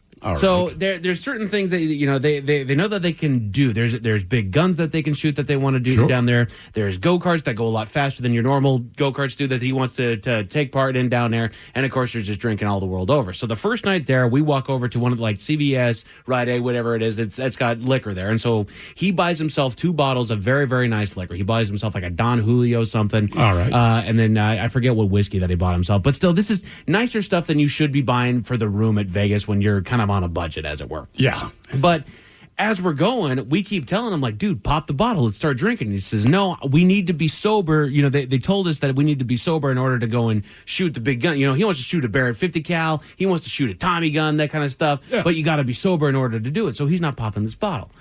And I'm sitting there looking at him like, buddy, sober means you're able to walk under your own power here. Mm-hmm. Yeah. And he didn't. He refused to drink throughout the entirety of the time. He took maybe 2-3 shots out of those bottles combined throughout the entirety of the trip, and he ended up pouring both bottles out before he got to the airport. All because you can't put them on the plane. Correct. Right. Did he have a good time? He did. Like, we had fun. Like, they haven't been back since because it's just not quite for them. But it's like, you guys. Or what does he care if you guys were drinking it? He didn't care too much that we were drinking. He just wasn't. He wasn't going to do it. Correct. He won't participate in the fun. Did he get the fires guns? Oh yeah. Okay. We got video evidence of him shooting the guns, and it was all fun and So fun. after and whatnot. that, did he loosen up, or was he still A little bit, but he had left his bottles at the hotel room, and I had my bottles with me. I had some cheap, like, Svedka vodka in my backpack that we were just taking pulls off of the rest of the day. See, you did it right. Worst thing that's ever happened to me in Vegas was just, look, I went down there for New Year's Eve. They have fireworks. They have the whole deal. Back then, they had, the guy was Robbie Knievel. Oh, yeah. Evil Knievel's son. He was going to jump the volcano outside of the Mirage. All right. While the Mirage was still open. So, and I ended up talking to that guy and having a few beers. Turns out at the time he was living in Western Washington, which was kind of a weird conversation. Didn't you say he was just kind of beat up a little bit? He was the guy that wears a do-rag all the time. Right. He had a reality show for a while. Wasn't he, like, always drunk or something like that? He's always. Yeah. Really? So and not like fun. Like one of the episodes, I mean, it was his show, and he shows up at some small town in Utah or something and just gets completely hammered at the dinner, and it's like insulting the mayor. Oh, so he's doing this for like he's jumping this thing for like Dick Clark's Rockin' New Year's Eve. Okay, yeah, and like most of those things, they are taped. Yeah, so they act like they're live, but they're not live. So he's going to jump this thing 2 or 3 times before they get the right take. Blah, blah blah blah blah blah blah. But the night before this and stuff, I'm at the they had a little Beatles bar in there, and I'm sitting in there having some drinks, and he comes in, and the only seat beside me is open, so he sits down, and starts talking to me. And did you recognize him? No, I had no idea who he was. I just asked him, like what he asking me, what are you doing here, blah blah blah. And so we start drinking, talking about Western Washington because he lived somewhere over on the peninsula.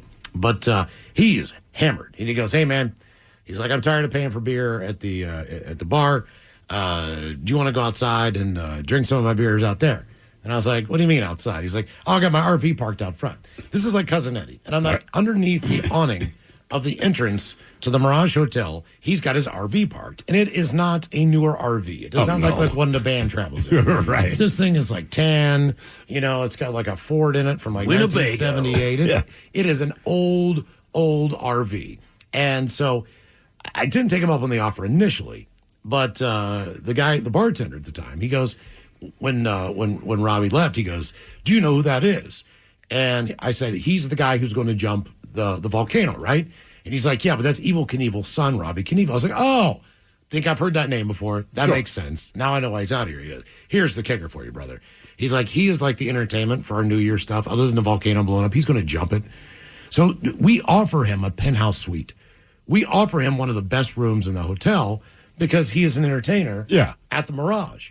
And he's like, it's a stock bar. He's like, it's completely comped. The room is comped. He's like, food service is comped. So he was taking advantage of the food service, but he was getting it delivered to his Winnebago out front. Yeah, that seems about right for that guy. So the guy tells me all this stuff. He's like, man, there is a liquor cabinet up there. He's like, there's a full bar. There's everything you need. He's like, Why is he just sticking in the RV? Because that's where he wants to be. Because he's that kind of guy. Okay. Yeah, he wants to be in the RV. Anyway, he ends up jumping the volcano, blah, blah, blah, blah, blah. Did you see him do it? Oh, yeah. Saw him do it like 2 or 3 times. All right. It was cool, man. Because, I was basically sitting on the hood of his RV because I already knew the guy drinking his Bud Lights. Because that's right. You said Bud Light. Like, that is the beer he drinks and nothing else. So I'm like, you know what, man? Yes, I'll have some of your beers. I'm out there chugging beers in the parking lot, which is a little bit weird because it's in front of the hotel. But so he makes the first jump, makes a second jump, makes a third jump. They're like, all right, cool. That's a take. It was actually pretty cool to watch him do this. It was not nearly as cool as watching the guys that were down at the Red Festival one year who were doing all the trick stuff, who were doing like the loops. Oh, yeah. Like the stunt riders. Like he's just jumping a big bike over a fake volcano that's, blowing whatever up the top. Yeah. But it was still cool to watch him do it because... Well, at least he successfully did it. Like I said, his dad, Evel Knievel, the hero to all boys who are our age, like I never saw him successfully complete a stunt. He would do a couple of things like the warm-up crap kind of, but whatever the big event was, the big televised event, like, all right, here it comes, whatever he's going to jump. And I mean, every single time I watched him, dude went down in flames, take him out on a stretcher, and the ambulance drove his ass off. So they blow up the fireworks at midnight all down the strip. They actually close the strip. So you can't drive your car down it or anything like that. They kind of open it up so you can just walk around on the street, which is a pretty cool experience. At this point in time, they'll have been there for 3 days. And the next day... By the way, Robbie Knievel died in 2023. Yeah. In Reno. Oh, well, he had pancreatic cancer, but I'm just like, Reno. That's about par for the course. Yeah. So sadly, we're supposed to fly out New Year's Day. Not a big deal, except for the fact that there was a huge storm here in Seattle. Again, we were up until 2:30, 3 o'clock in the morning. Put it on pretty good. Our flight was around 9:30 or 10, so it wasn't unreasonable, but it was still early considering the late night. And this was before the age of the Alaska airline app letting you know. Oh, right, that your flight's delayed or whatever. Flight's been delayed or any of that stuff. You kind of, I'm sure there was a way to get online and look at it, but at the time it's just, it's not on your phone. We don't have a computer or anything. So at any rate, we get to the airport and we see the flight is canceled. Now we're already packed up. Yeah. We are checked out of the hotel room, the entire deal. Ice storm in Seattle. We're not going to be able to get any planes in there. Okay, fine. I'm like, well, what's the worst thing that can happen? It's one more day. It's Vegas. Vegas is completely shut down. The entire town is shut down. They have college football games on. Sure. The sports betting areas were a little bit more I'm sure the sports books are probably still open. But that really was it. Like, you could walk through the casino.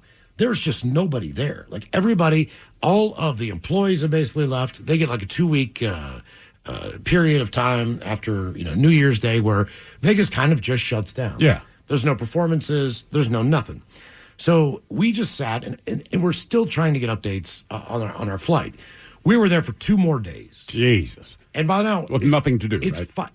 You go downstairs, you rip a couple cigarettes, you play the slots. Like most of the restaurants were closed. Mm-hmm. There's no movies. There's nothing. There is nothing going on in Vegas. And you walk around and it's a ghost town, which is not the worst thing in the world, but there's just absolutely nothing to do. Yeah, having nothing to do Also, sucks. you needed to check back into that hotel room. And Was the rate lower? Oh, it was much. Yeah, after the New Year's Eve was ridiculous. Well, New Year's Eve too. Like I have some friends that went down there to watch a show at the Sphere. Okay. So my one buddy that was planning it just, I don't know, brain fart, whatever. He just didn't think about the fact it was New Year's Eve. So they're all like, and they've already been hanging out during the day, indulging. Let's go to get dinner at 7:00. I was like, it's 7:00 on New Year's Eve. Right. Yeah. And you can't there's just no walk in and grab dinner. Right. Like everything's packed. So then like the group's like split up. You know what I mean? And I'm just like, yeah, you got to factor that in. Oh, yeah. I mean, restaurants in general, get packed. Like I was telling Mike last week, New Year's Eve was always like, with my dad, we'd always go to like a fancy dinner or something and then do whatever at night. But yeah, like he was in You had a Vegas. reservation, right? Correct. Yeah. Like I every mean, that's- restaurant they tried to walk into was just like, they basically got laughed him out of there. Like, no. I think New Year's Eve and Valentine's Day. Like, that was the other one where we Yeah. just knew for a fact, like, look, man, if you don't have a reservation, there's almost no restaurant in this country that has a table for you. Yeah. They just don't. And people, they hang out much longer on Valentine's Day because, it's all lovey and this is their one nice meal they're going to eat or whatever. So I always hated working it. It sounds weird, right? But everything's a 2-top, right? And or any other day, maybe it's a 4-top, maybe you get an 8-top.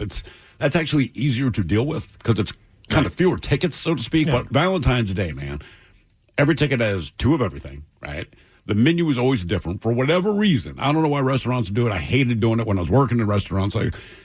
They picked our restaurant because they like our food. So why on Valentine's Day, the one day you're guaranteed to be packed, do we serve everything other that's normally on the menu? Yeah, God, it's that Alaska gate is all the way down at the very end of the terminal, and we were walking back and forth because they kept canceling our flights. Right. Now, it's like, is this flight going to get out at 7:00 at night?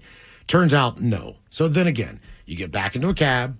You go back and check into a hotel room again. And checking into a hotel room, I don't care if there's no one in line in Vegas. It still takes an hour and 75 minutes to check into a hotel room in Vegas. It's unbelievable how long it takes I don't know in Vegas. what is going on there, but it takes forever. So the process, and then you're unpacking, your toiletries, your clothes. That's the trying to annoying figure out where to go get dinner. Is this flight really leaving at 7 a.m. the next morning? Blah, blah, blah, blah, blah, blah, blah.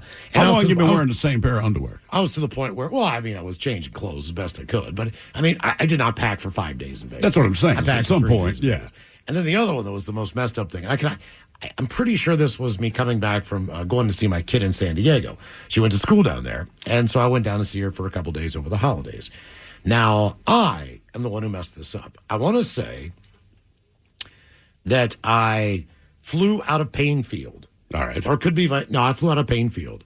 Flew down to San Diego. Spent the time with my girl. Then I'm flying back home, and my ticket is my ticket, flying into Seattle, whatever time, right? So I don't realize when I booked this flight, I used all Seattle airports instead of one specifically. Now, my car is parked in Everett at Boeing Field up there, all right?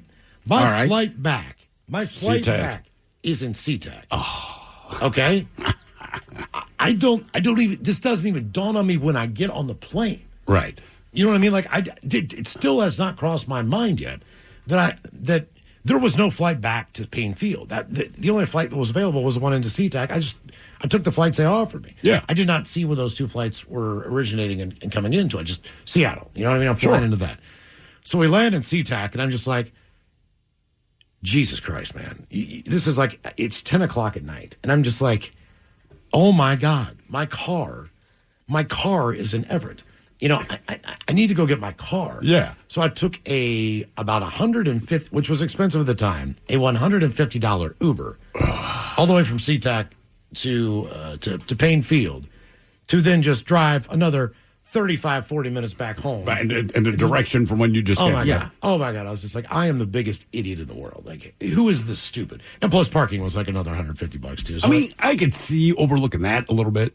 In your mind, I'm leaving Seattle. I go to San Diego, then I return to Seattle. Right? I would not have thought about it either, man. But the weather sucked. It's like, so we flew into bad snow. Then, the Uber driver's going 5 miles an hour. Once you get up to Everett, like it ices over a little bit more. Yeah. The road's a little bit more slick up there for whatever reason. I think it's below or above the rain shadow. Did you not check it after you booked it? No, I never even looked at it. I just, put it in your wallet, download your... Yeah, I wouldn't take ticket. a look either. I'm flying down I the check street. it all the time. But you're probably right to do Just that. to make sure. Right. No, I didn't think about it. Especially because, like, a lot of times when I fly to, D.C. or Baltimore, you can hit all airports. But, like, I got to be specific whether if I'm visiting family closer to Baltimore, BWI. If it's my brother in Virginia, Dulles. But, like, because there's 2 days beforehand, I'll check it just to make sure I didn't screw it up. Especially on the way back. I could handle a different airport getting there or whatever. Like, I fly to Reagan, that's fine. But, other than that, I am in... Because I thought to myself, where did I park? Like, nothing was dawning on me. Even when we... How long did it take you to figure out, like, after you get to SeaTac, how long before you're like, oh, Jesus Christ, I'm up the road? Well, because normally I take a picture of where I parked my car. The number, and I'm like, what level did I park on? Where? Because I'm walking toward the parking garage. Yeah. And I'm like, which is not bad because I needed to get an Uber anyway. Sure. But at the same time, I'm like, oh, my God. Like, it all dawned on me. Like, it was a very early flight out. So, you drive up, get on the plane, you leave. I did, I think I slept the entire flight. So I didn't even think about it. And then when I land, I'm like, you've got to be effing kidding me. You've got to be effing kidding me. That sucks. Yeah. It's weird, man. I had to fly to Houston this weekend, and the hotel said the Spark by Hilton. It's on the airport property, but it's still a good distance away from the airport. So I get off the plane. There's me and one other guy, and that airport is so freaking big. The international airport in Houston, Bush Airport, whatever it is. So just finding how to get outside was a challenge. I finally get out there. I'm just tired because it's an overnight flight, whatever.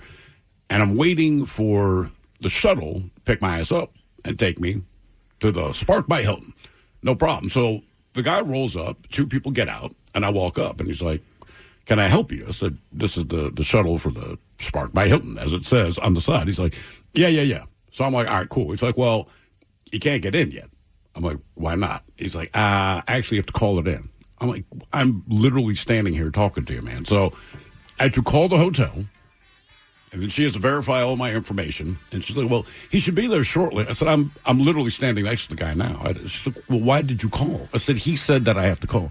Oh, yeah, it's a protocol. I'm just like, okay, all right, man. Then I get in. Real nice guy. But I'm like, that was so stupid. He's like, it is. He goes, but if you don't call it in and I drop your ass off, I will actually get in trouble. It's like, okay. Your guess is as good as mine. Cut up our categories today. The cost of the NFL experience and the 15 worst cities in the United States for traffic. And we got your emails coming up next to the men's room at KISW.com. To remind you that 60% of sales on Amazon come from independent sellers, here's John from Devil Dog Pet Company. We run our family business from Sterling Heights, Michigan, but we can reach customers all over the country thanks to Amazon. Good boy. Shop small business on Amazon. Homes.com is the only place where you can find specialized neighborhood guides with the in-depth insider info home shoppers want. Very in-depth info. Want to know if there's homes for sale in the area? We've got it. How long has a home been on the market? We'll know it. Average lot size? Proximity to local parks? Of course. Insight into your neighbor's divorce? We're working on it. Homes.com. We've done your homework. No matter why your clients give, their donations can do so much more with a donor-advised fund from DAF Giving 360. They can donate cash, publicly traded securities, or other non-cash items like real estate and even crypto, while recommending grants at any time. DAF Giving 360 can offer you over 25 years of expertise, bringing donors, financial advisors, and even charities together to make a greater impact. Learn more at dafgiving360.org/advisors. dafgiving360.org/advisors. You're jamming your favorite song, and while you aren't missing a beat, you could be missing a signal from your body. It's an SOS from your kidneys, and it doesn't sound like music at all. It's silent.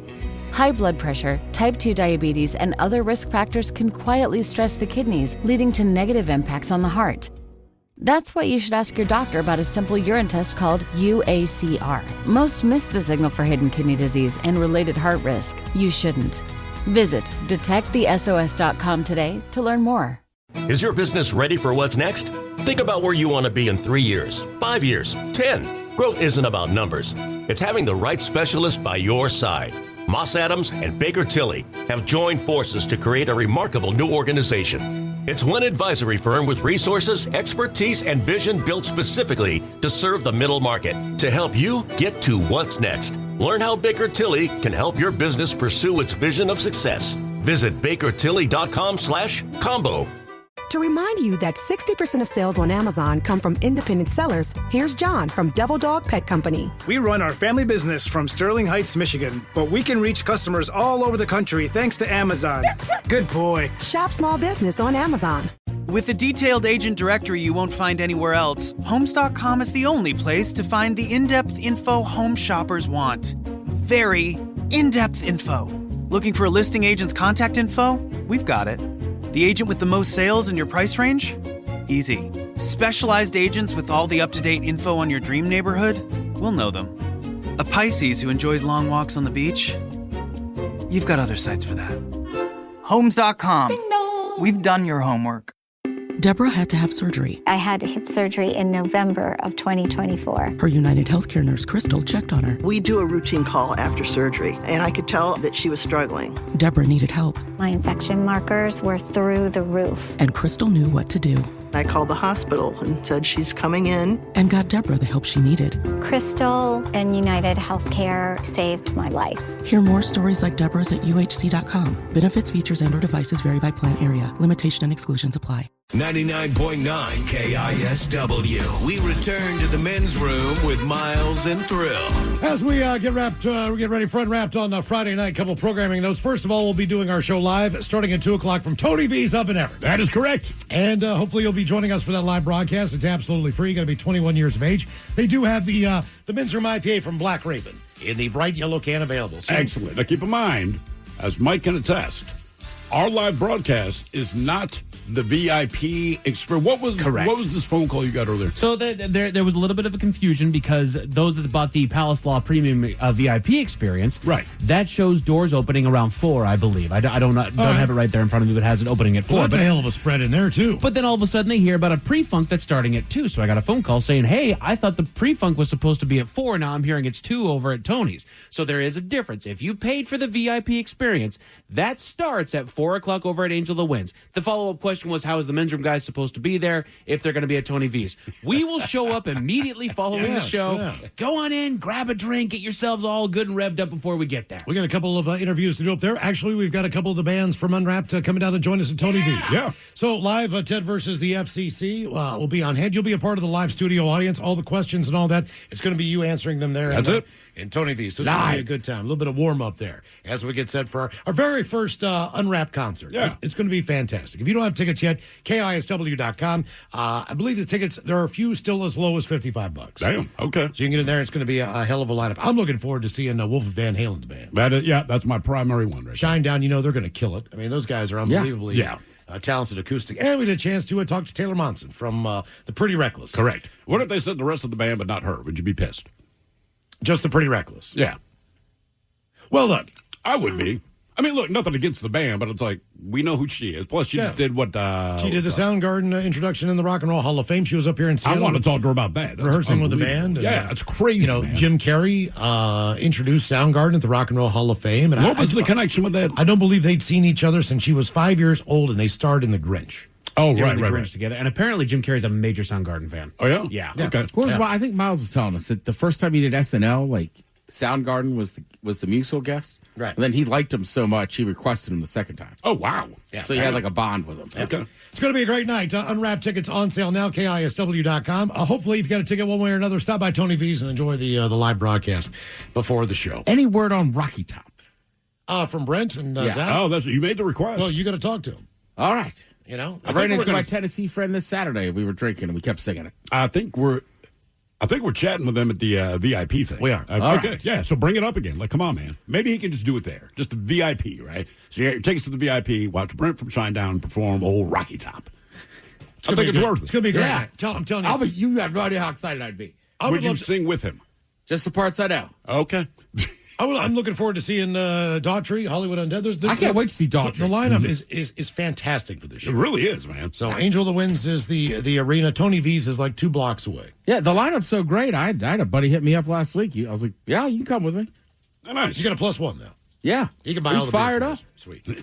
Okay, let's see here. Do we have time for a few emails to the men's room at KISW.com? You've got mail.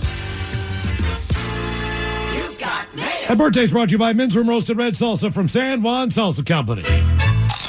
Dip responsibly. Birthdays, we go. Ola Bachola's, my friend Nicole, is having a birthday today. She was always a blonde bombshell hottie type. We live on different coasts now, but I doubt much has changed. She's the type that can be 50 years old and still get carded. So let's give her a Pat Sajak, a Bruce Willis, the Johnson thing, that the big dummy caller Jeff loves so much, and some dirty dad jokes for Miles. If it's not too much, I'll throw in some comments from the Inaction News team. Thanks, guys. That from Brett. She wants a D, and she's going to get one. Do your girl and your Johnson. Yeah, I hope you're down for some Gray Johnson. Felix, I can supply some of that. you don't talk about your Johnson live on the air. This is radio. This is different than regular news. You never slept with a gray man?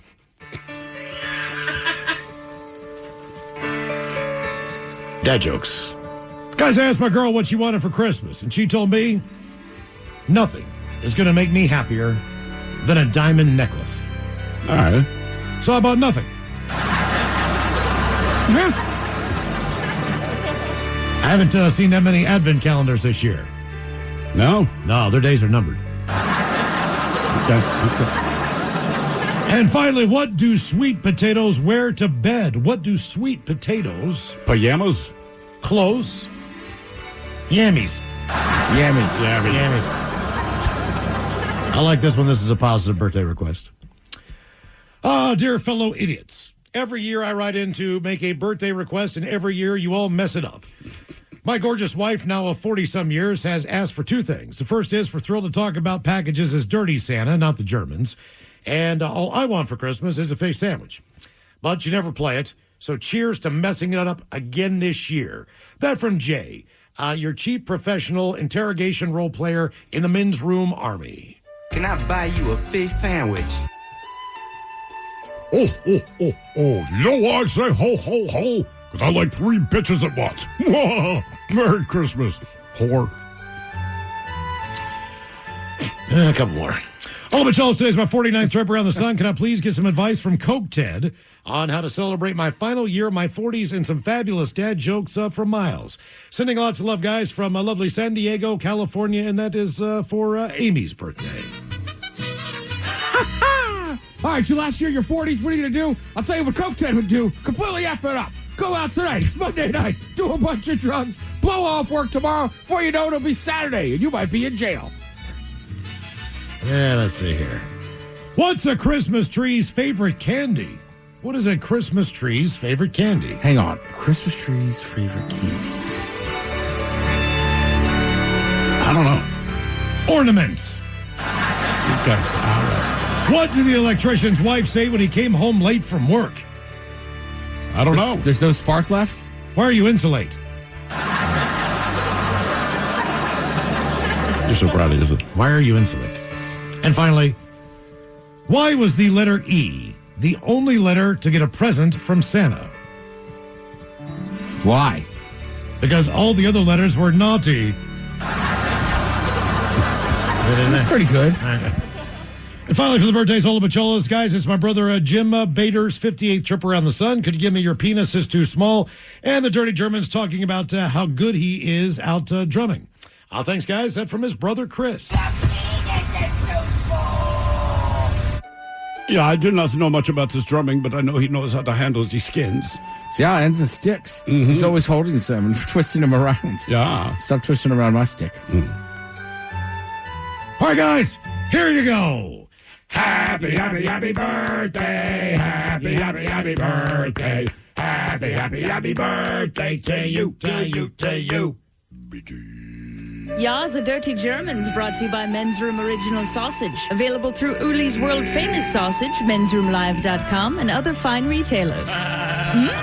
Schweinefleisch. Thank you, Bob. Let's get a contestant on the line now. For your guess is as good as mine. 206-803-ROCK. 206-803-ROCK. If you'd like to be a contestant and play the game. In the meantime, a couple extra emails while we get a caller on the line. Subject, do some good. Guys, years ago, I was driving down First Avenue in Seattle, and I saw a young woman, early 20s, fall face down into the concrete. She was alone, and no one was stopping to help her. I immediately pulled over and ran back to see if she was okay. She was completely wasted from going out the night before. She had Seahawks beads on. Her makeup was running. She could barely talk and barely keep her eyes open. So I flagged a couple guys down, told them to get a bottle of water at a nearby Starbucks, as I did my best to keep her awake. I called 911 and saw that her cell phone was ringing over and over and over from someone named Baby. She had a wedding ring on, so I'm assuming it was her husband calling. I answered the call and told them where she was. The woman then puked all over the sidewalk. Finally, EMTs arrived and checked her out. After she puked, she seemed more okay. The person who called came and finally did pick her up. I never knew who that woman was or what became of her, but I hope she is healthy and happy. Positive vibes. That from the lovely Elizabeth. Baby. I think we've all been there in the morning. Oh, for sure.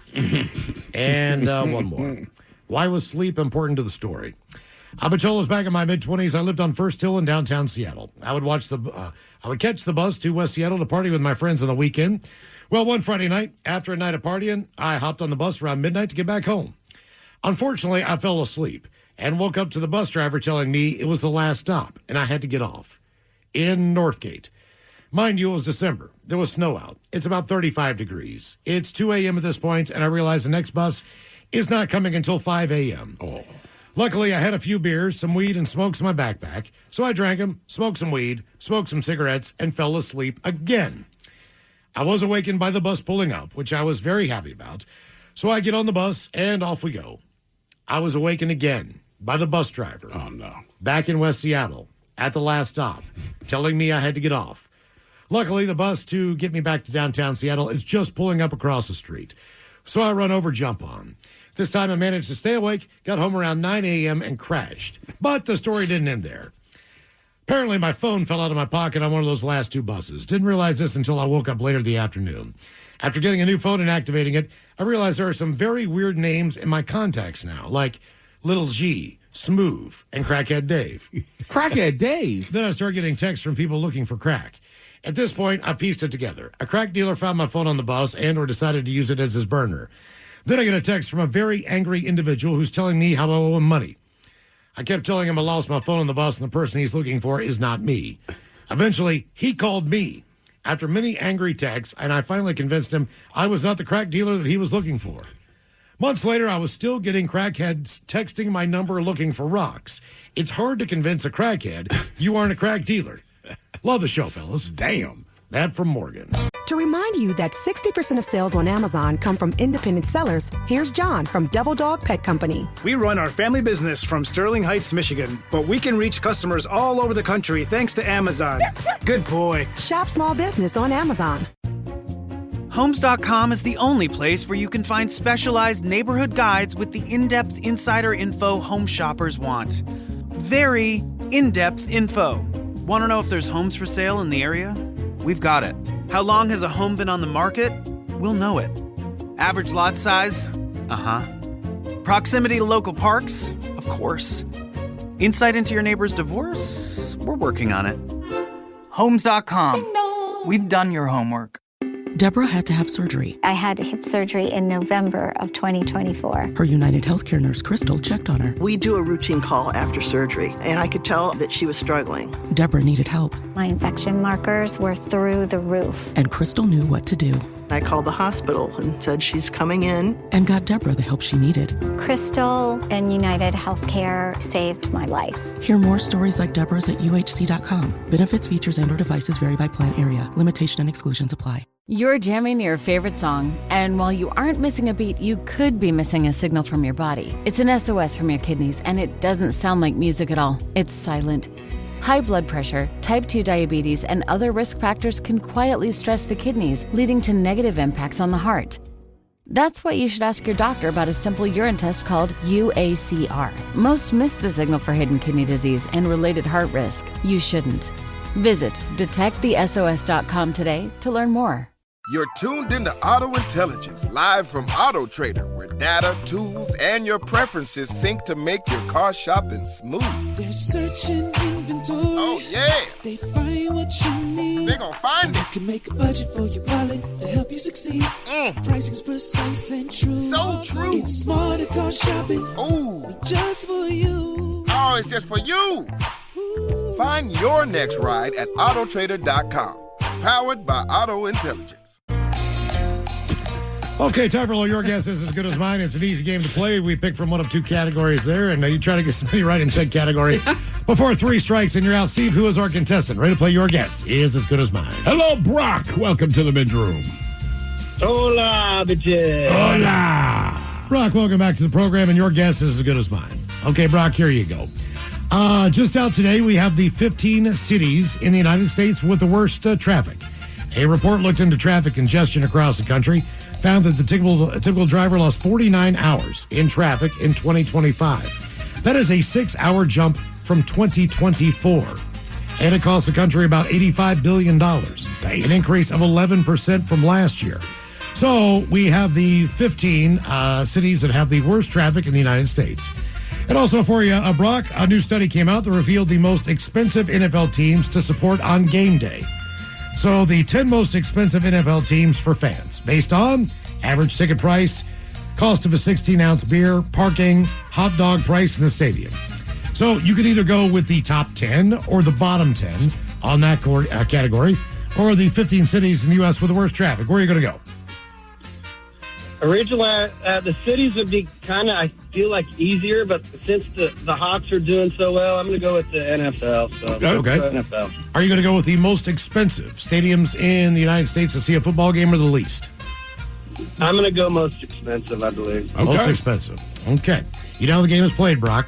Try to get as many right in said category before 3 strikes, you're out. So as far as the fan experience goes, again, this includes the ticket price, beer, food, and parking. That's how they determined which team cost fans the most to support in person during the 2024 season. So what's your first guess? On your guess is as good as mine. I feel like this is going to be harder than I think, but, I mean, you have to go with, like, Dallas to start with, I guess. The Dallas Cowboys. The Dallas Cowboys are the 9th most expensive place to see a football game. So to give you an example, the average ticket price in Dallas is about $167. The cost for a 16-ounce beer is $9.50. Parking is $50, and $7.50 will get you a hot dog for a grand total of $234 for one seat. Damn. In Dallas. But I think also, just think of newer stadiums. Like L.A.? Right, so you figure either the Chargers or the Rams. Probably the Rams. Or the Raiders, because that's a Brady stadium. I was definitely going with the Rams as my next one. Rams are on the list. They are number 4. The average ticket price, $207. 16-ounce beer is $12. Damn. Which is pretty pricey. Parking there is $50. Hot dog price in stadium is $10.26. To go to a Raiders game is going to cost you $280. Rams game? I'm sorry, I thought you said Las Vegas Raiders. Nope. Said Rams. No. Oh, the Rams. I said Rams. Oh, sorry, you're wrong. They're not on the list. Oh, the Rams are not on the list. No, they're not. But we might as well give them Raiders. Yeah, take the Raiders now. Brock, might as well. The Raiders. I get the Raiders. You got to give me that one. All right, I'll give you the Raiders. Okay. All right. Well, shoot. By the way. And in the end, you're seeing the Raiders. Right. I mean, that's, like, I get it's Vegas. I understand that. The stadium is cool, but it's the Raiders. The on-field product is garbage. Awful. They say the that some historically strong teams like the Ravens and Patriots fall in the middle of the price range along with the Seahawks. I can believe that. Atlanta Falcons fans enjoy the cheapest hot dogs in the NFL, $2 each. Jacksonville Jaguars ranked the 3rd most affordable with a total cost of $124 per game experience. Arizona is the 2nd most affordable experience, $107 for the entire game. They tie with the Tennessee Titans, offering the most affordable game day experience at $107 as well. And more terrible product, yeah. Okay. All right, Brock, where are you going now? All right, so There are I three go rich cities. Let's try San Francisco. Sorry. San Francisco. That's number 10 on the list. Parking is what kills you in San Francisco. The average cost to park is $70. Hot dogs are $9 and a beer is $11.50. I will tell you this. One surprising division has 3 teams in the top 10 that are in the top 3. Oh, damn. In the top 3. There are NFC. I mean, it could be the NFC East just as the Giants are expensive. It is not. It's not. Yeah. Okay. Cowboys are already on there. I was going to go with Giants next, but no. Okay, keep going. I'm sorry. So what if we go to the north to like Green Bay, Chicago, Detroit, Minnesota? Shoot. All right, how about Chicago? Chicago's number 3. Wow. Average ticket price is $240. Jeez. A beer will run you $8.80. Parking only $25 though. And a hot dog in Soldier Field is $7.87. For a grand total of $281 for one seat. I mean, they're having a decent season, but still. In that case, I would guess like Detroit and Minnesota. I was going to go because of the whole destination. What about Green Bay? Green Bay's number 2 on the list. Really? The average ticket price is $231. A beer is $9.50. Parking is $50. Cheapest thing they got is a stadium hot dog for $5.38. Total cost $296 to visit Lambeau Field. My money says if you're going to Lambeau, probably worth the experience. I'm just not eating a hot dog. I'm eating a Brats, Wisconsin. Yeah. No kidding. That's just got to be the heritage of Lambeau. You know what? Yeah. It's a very big tourist, right. They're very friendly. To me, it kind of seems like Wrigley Field a little bit. It's also very exclusive. So one of the things they say on this ticket price is exclusivity. Most people have season tickets. There are not a lot of tickets available. Right. So when you do get a ticket, it's going to cost you a little bit more. All right, so Brock, you're right on the Packers being the second most expensive NFL team to see live. Chicago Bears come in at third. The Raiders are in fourth. Dallas 9 and San Francisco 10. So there's 3 from the NFC North, so that means it's either Detroit or Minnesota. Doesn't Minnesota have a new stadium? New-ish, yeah. Got to pay for that new stadium. Yeah, that's Detroit. I know, and Detroit's been so hot, their ticket price has to go up. I'm going to go Detroit. Detroit's number 1. One of the poorest cities in the United States has the highest average NFL experience ticket cost. Well, that's like Kelly with Green Bay. I mean, these are not bustling metropolises here, you know? Average ticket price $253. See the Lions. 16-ounce beer is relatively affordable, $6. All right. Parking is $60, and a hot dog is $8 for a total of $327.93 to see the Detroit Lions play football. I will say, last time I went to a Seahawks game, I had a hot dog. Something nice about eating a dog at a game. There is, man. I don't know why. You can make them at home, but for whatever reason, at a sporting event, they're just better. All right, Brock, you've got 4 teams remaining. 2 in the AFC and 2 in the NFC. I feel like one that gets a lot of attention just because it's been a heritage team. Everybody loves them, the Broncos.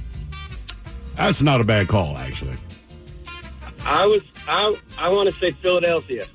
Philadelphia's number 6 on the list. Average ticket price $201.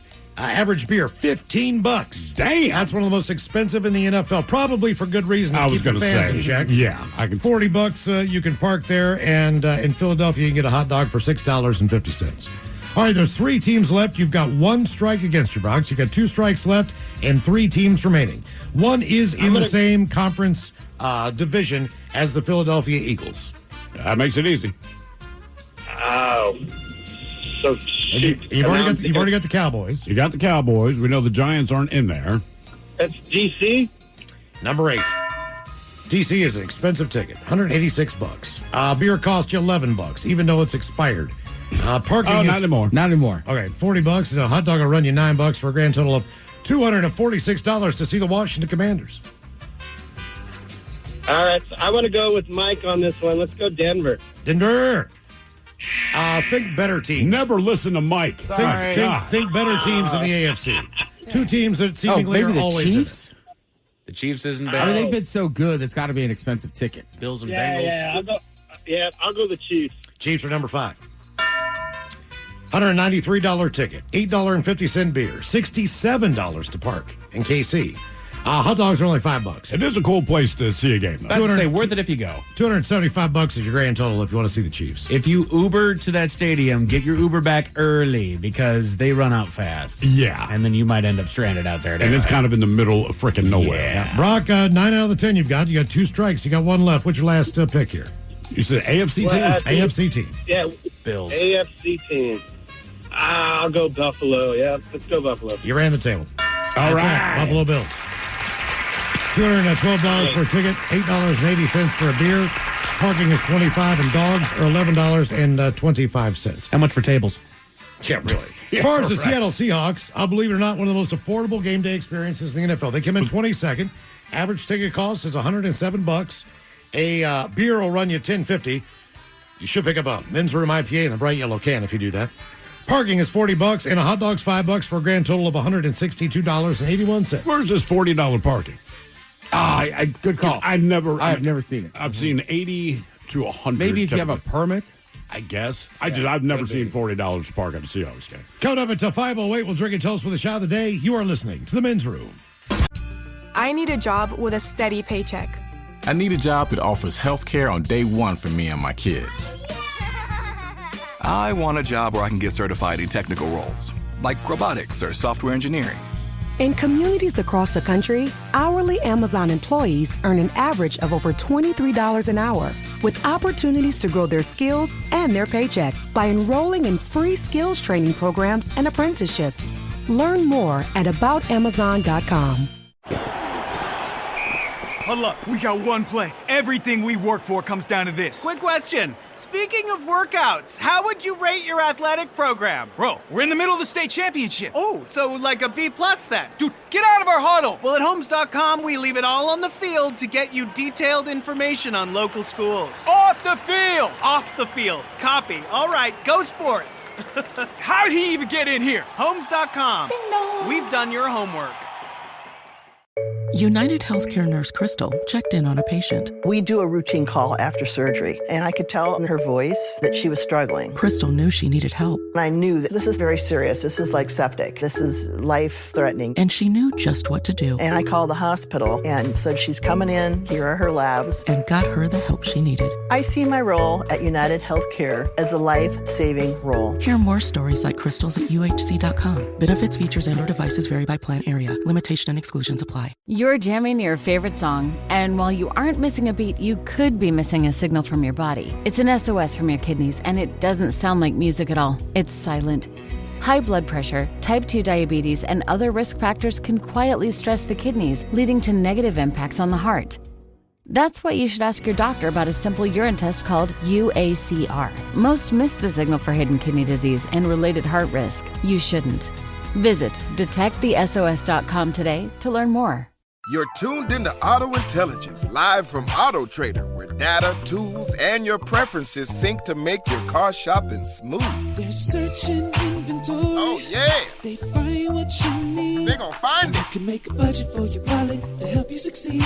Pricing's precise and true. So true. It's smarter car shopping. Ooh. Just for you. Oh, it's just for you. Ooh. Find your next ride at autotrader.com. Powered by Auto Intelligence. All right, coming up at 5:08, we'll drink and toast with a shot of the day. And we do have your headlines on the way at 5:50. But first, quick check in with Mike Hogg and some of the stories and headlines he is not working on. Well, thank you, Miles. A new study found that rent in Seattle has risen dramatically in the last 5 years. You don't say. Yeah. It's averaging, I was looking at the numbers, it's averaging about $100 a year. Damn. Yeah. That's just crazy. I mean, it's already expensive, man. But what was it, like a one-bedroom has gone up by $450 in the last 5 years. A two-bedroom has gone up by about $500 a month in the last 5 years. It's just crazy. You know, I think about, like, when I moved out of my parents' house, you know, I'd spend $125 a month and shared a house with 4 other guys, right? I don't believe that is possible. No. Here, right? Like, when my kids move out, like, man, you might have to leave the city, dude. Right. I mean, honestly, I don't know how you... That's half the reason why I ended up as far south as I did. Is just because you have to go that far just to find a halfway decent place to live. Right, for the money. Sure. Exactly. And now I have to drive up and spend all the extra money parking in downtown Seattle. Yeah, right. Fantastic. Luckily, there's buses. A virus that most of us pick up in childhood with mild symptoms has been linked to bladder cancer later on in life.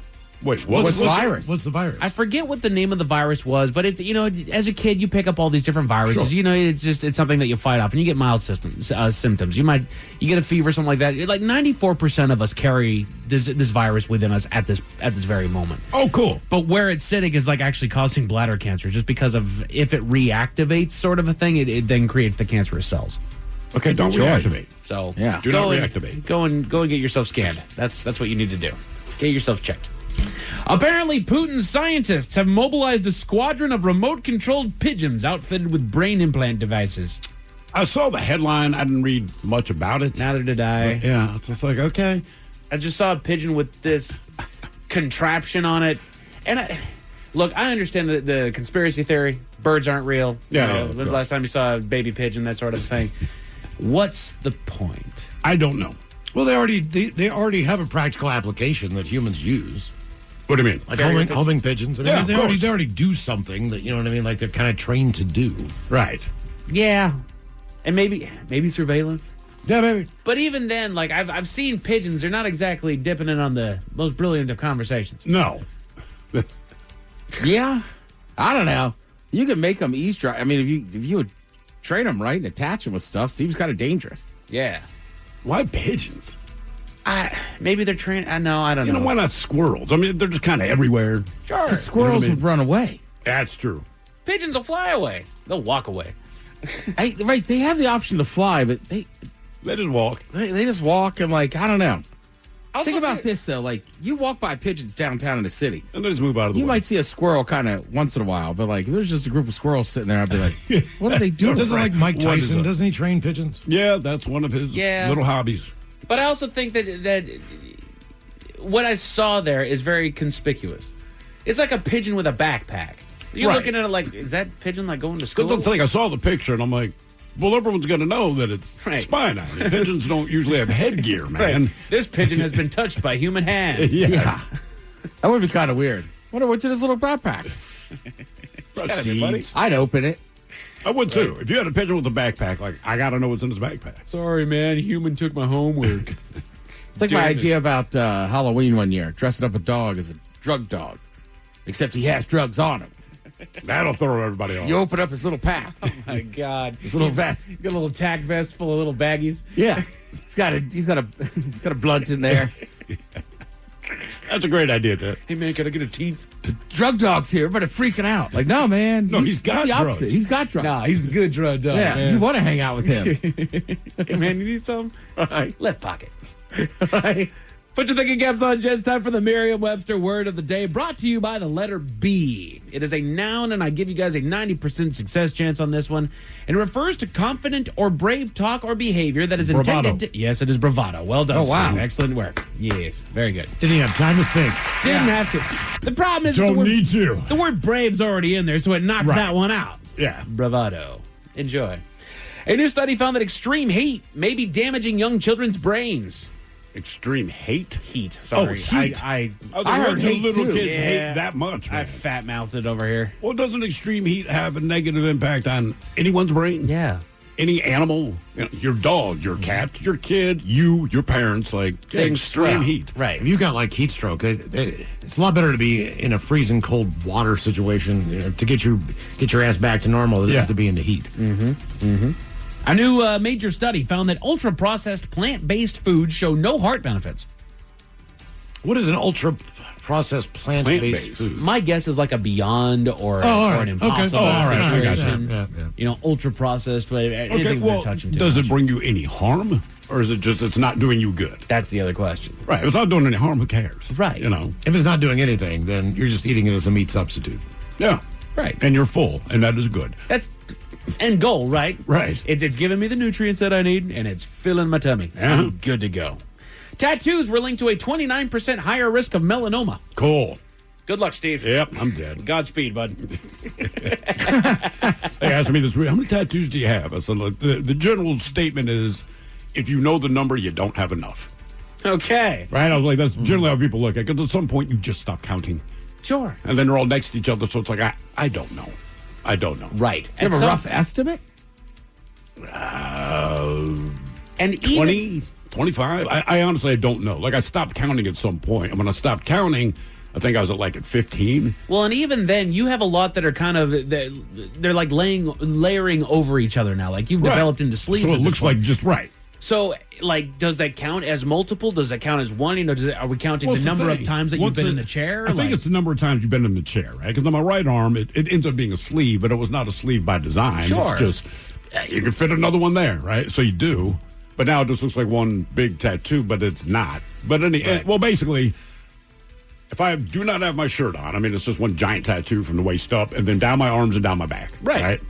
So I'm like, I don't know. You just stop counting. You guys have heard of an introvert. You've heard of an extrovert, but now prepare for the newest member of the personality group. Of the verts? Autrovert has entered the chat. What's an autrovert? It's somebody who doesn't identify as either. They don't. They're the outsider of both groups. They don't. You know, they're the introverted extrovert, as it were, and vice versa. And even then, it goes beyond that. Would that be just an average person? That's kind of what I'm thinking. If you say this person's an extrovert, all of us have an idea of what they're going to be like. If you say this person's an introvert, we have an idea. But you don't use that for people that quote unquote just seem normal. So I would think, what is an orthovert? What? Oh, Outrovert. Outrovert. Get in here, outrovert. The outsider of the two. But you know what? Let's dive into How about a pervert? Ooh. The Men's Room Top 10. The Men's Room Top 10. So I decided to take a little deep dive over here. This comes to us via yourtango.com as well as artfulparent.com. And I found the things that introverts enjoy that extroverts find physically painful, as well as the thing that extroverts enjoy that introverts can't stand. Okay. So we're just going to start reading down the list of both. So starting with the introverts, they love enjoying their own company more than most people's. Yeah, that would make sense. It says it's the big one that extroverts struggle to understand. Introverts genuinely enjoy being alone. Mm-hmm. We're not lonely. We're not sad. We're not waiting for someone to rescue us from our own company. We like ourselves. We like our thoughts. We like the quiet. Sure. Meanwhile, extroverts, they like talking through issues out loud at the very bottom of their list. Mm-hmm. For true introverts and homebodies, prioritizing mindfulness and solitude isn't just about promoting better mental health and physical health, but also opening up space for regulation, reflection, and critical thinking.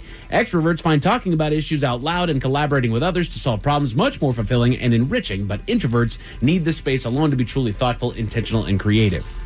That makes sense. I kind of understand that because I tend to be more on the introverted side. If I'm in a group, I will tend to go with whatever the popular opinion is, the less confrontational method, as it were. Right. I don't want to challenge somebody else's opinion because then I have to defend my own, and I just don't care. And that's the thing. Like, generally, I don't care enough to have a big, long discussion about it. Right.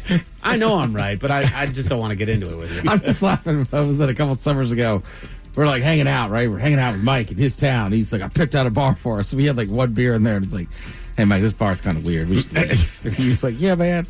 Which one were we in? I don't want to name it. Yeah, I know you don't. I'm trying to remember where we were at. It was when I was in Tacoma, yeah? Yeah. Okay. And it was just funny, though. You could tell, like, Mike took the time to be like, nope, I got a plan for it. The first place we went was great. Yeah. And he's like, I got 3 stops. The next one we went to was just like... Oh, yeah. It's like, this one got on. Not there no more. It's completely different now. Is it really? Yeah, sure. Okay. It's gone. Not shocked. Yeah. Last time I was It'd been there for a minute, and it had really gone downhill.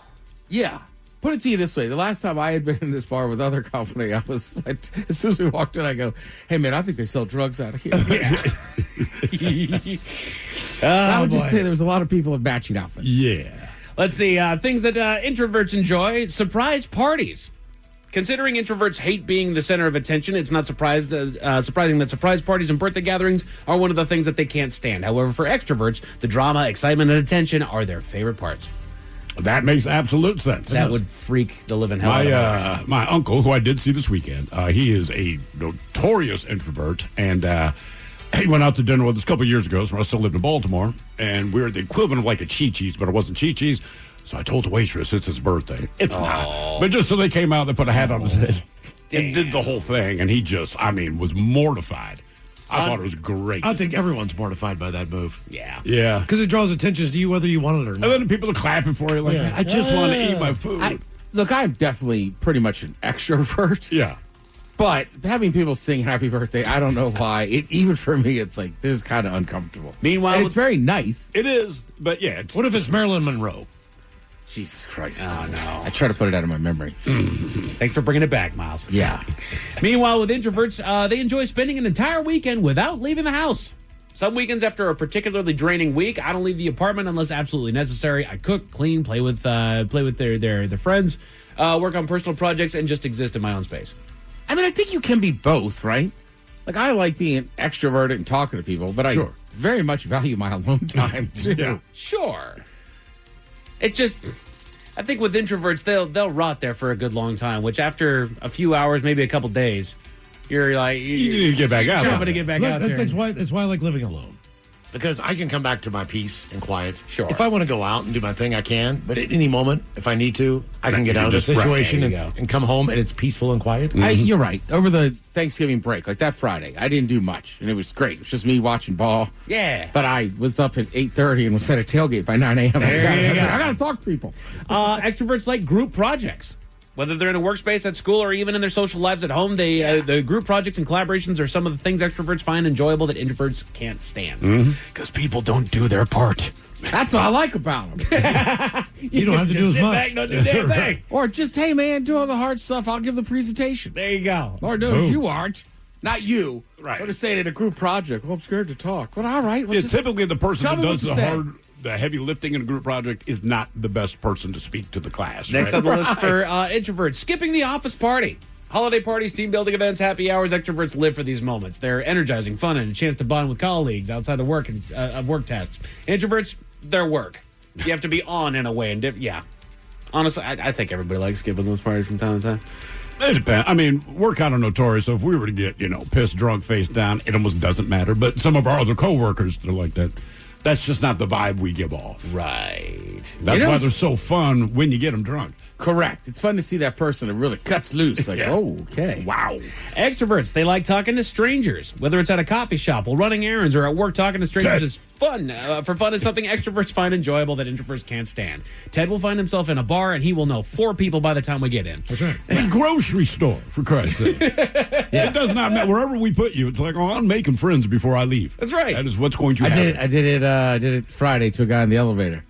You met a man in the elevator. Well, Eddie had a Jimmy John sub, and I said, "What's your regular go-to?" And he was like, "Actually, it's my first time." And I was like, "Oh, I think you're going to enjoy it. Like, I work for Jimmy John." Did you get a hot one or a cold one? He got a turkey melt or tuna melt. All right. That's Ted, though, man. I know. Meanwhile, introverts like taking long walks without headphones or company. That's me. Most mornings, I'm with you, bud. No music, no podcast, Nope, no don't phone need any calls. of that crap. Just, Right. man, I just need to get out there and beat some pavement. My wife will call me insane because I will drive home in complete silence. I will Really? drive without the radio on. There is no podcast going. There's no music going. I'm just sitting there to my I thoughts. jam all the the way tunes in home. the car, but if I'm out walking around, I just want to experience what's around me. Dude, my buddy, the one I went on the cruise on, he was like, dude, we were on a plane for 9 straight hours, and he is a tech guy.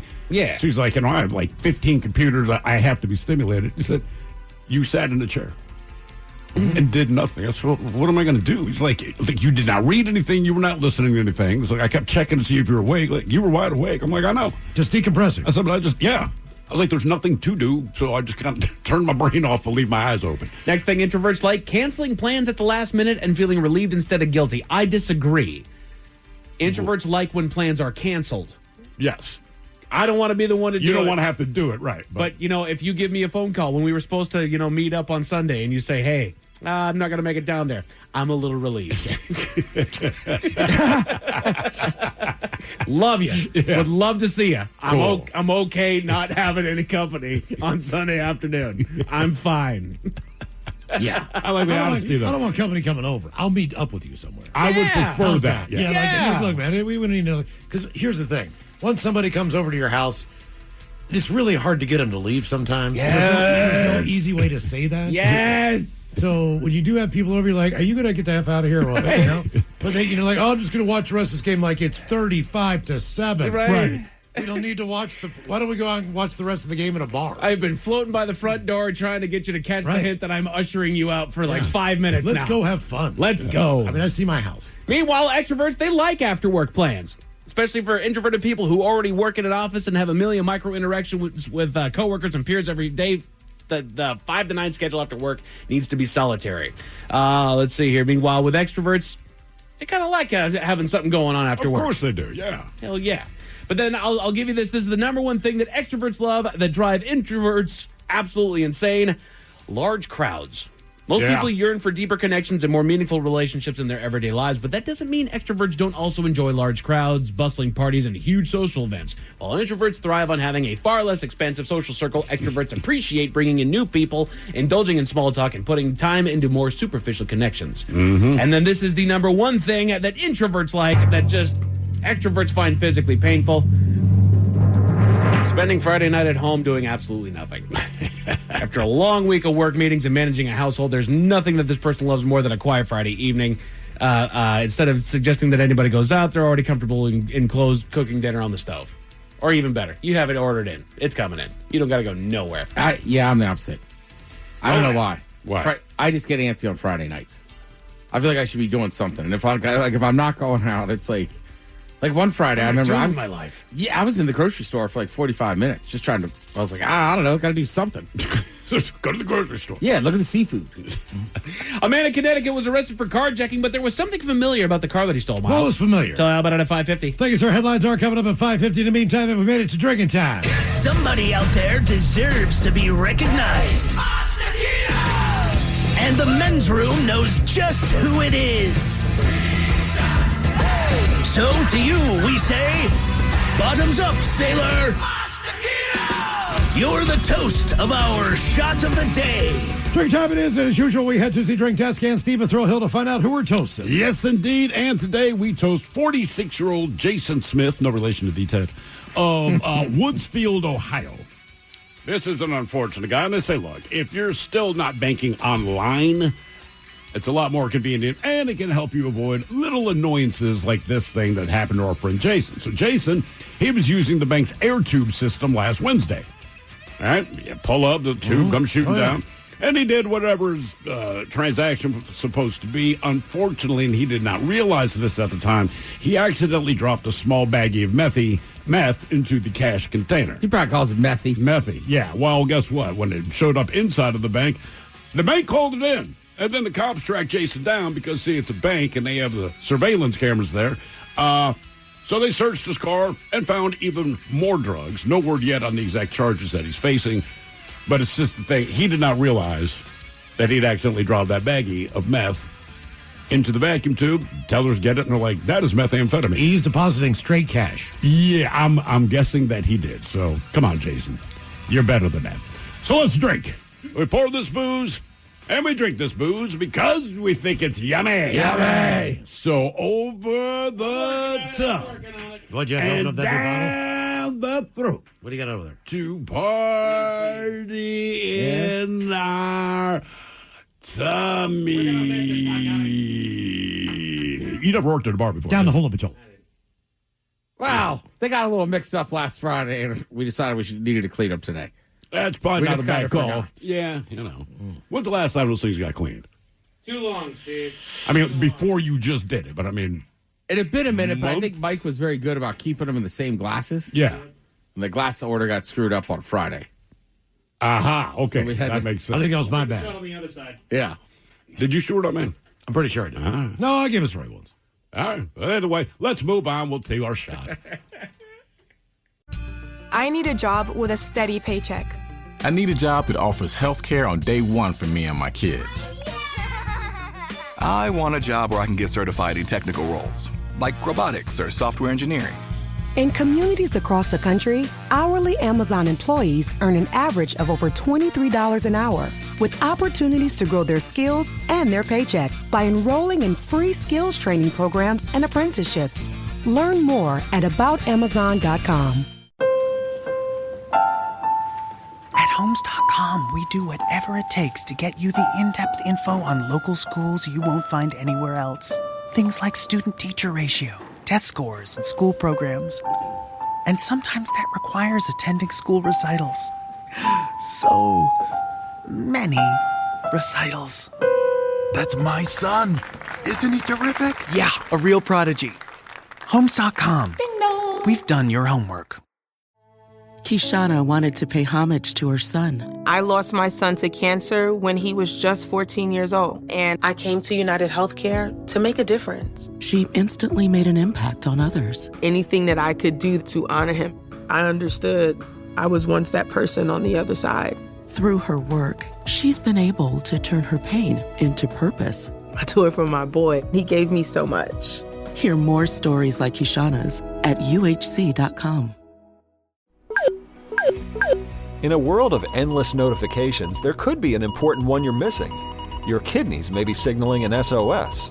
With high blood pressure or type 2 diabetes, your kidneys could be warning you of early signs of damage, which may put you at higher risk for events like heart attack or stroke. But there's a simple test that can help spot a hidden signal. Ask your doctor about a urine test called UACR to help detect kidney disease and heart risk early. To learn more, visit detectthesos.com today. You're tuned into Auto Intelligence, live from Auto Trader, where data, tools, and your preferences sync to make your car shopping smooth. They're searching inventory. Oh, yeah. They find what you need. They're gonna find and it. You can make a budget for your wallet to help you succeed. Pricing's precise and true. So true. It's smarter car shopping. Ooh. Just for you. Oh, it's just for you. Ooh. Find your next ride at Autotrader.com. Powered by Auto Intelligence. To remind you that 60% of sales on Amazon come from independent sellers, here's John from Devil Dog Pet Company. We run our family business from Sterling Heights, Michigan, but we can reach customers all over the country thanks to Amazon.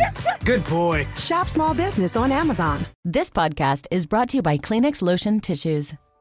You can't predict sick days, but with Kleenex Lotion Tissues, you can be better prepared for them while helping keep your skin healthy. Whether it's a surprise sneeze or a stuffy nose, it's always good to have something gentle on hand. Kleenex Lotion Tissues moisturize to help prevent skin irritation while you're battling those unwanted cold and flu symptoms. It's extra care when you need it most. I mean, why not have one less thing to worry about when you're not feeling your best? For whatever happens next, grab Kleenex. Hold up, we got one play. Everything we work for comes down to this. Quick question. Speaking of workouts, how would you rate your athletic program? Bro, we're in the middle of the state championship. Oh, so like a B+ then? Dude, get out of our huddle. Well, at Homes.com, we leave it all on the field to get you detailed information on local schools. Off the field. Off the field. Copy. All right, go sports. How'd he even get in here? Homes.com. We've done your homework. The Men's Room presents Profile This. And Stephen Throwhook, to please tell everyone how Profile This is played. Sure can, Miles. It's a simple game where we share with you a real-life news story, something that happened right here on planet Earth. Earth. And as you listen to the story, based on the stereotypes you believe to be true of people and the decisions that people make, we'll ask you what it is you think makes the story a story. Now, our caller has since dropped off the line, so you gentlemen will be competing against one another. And today we offer you the wonderful world of drugs. Bite me. In other words, what did someone find in their food? And finally today, seriously, where you guess the petty conflict that led to violence. Let's go Bite Me. Just eat it. Get yourself an egg and beat it.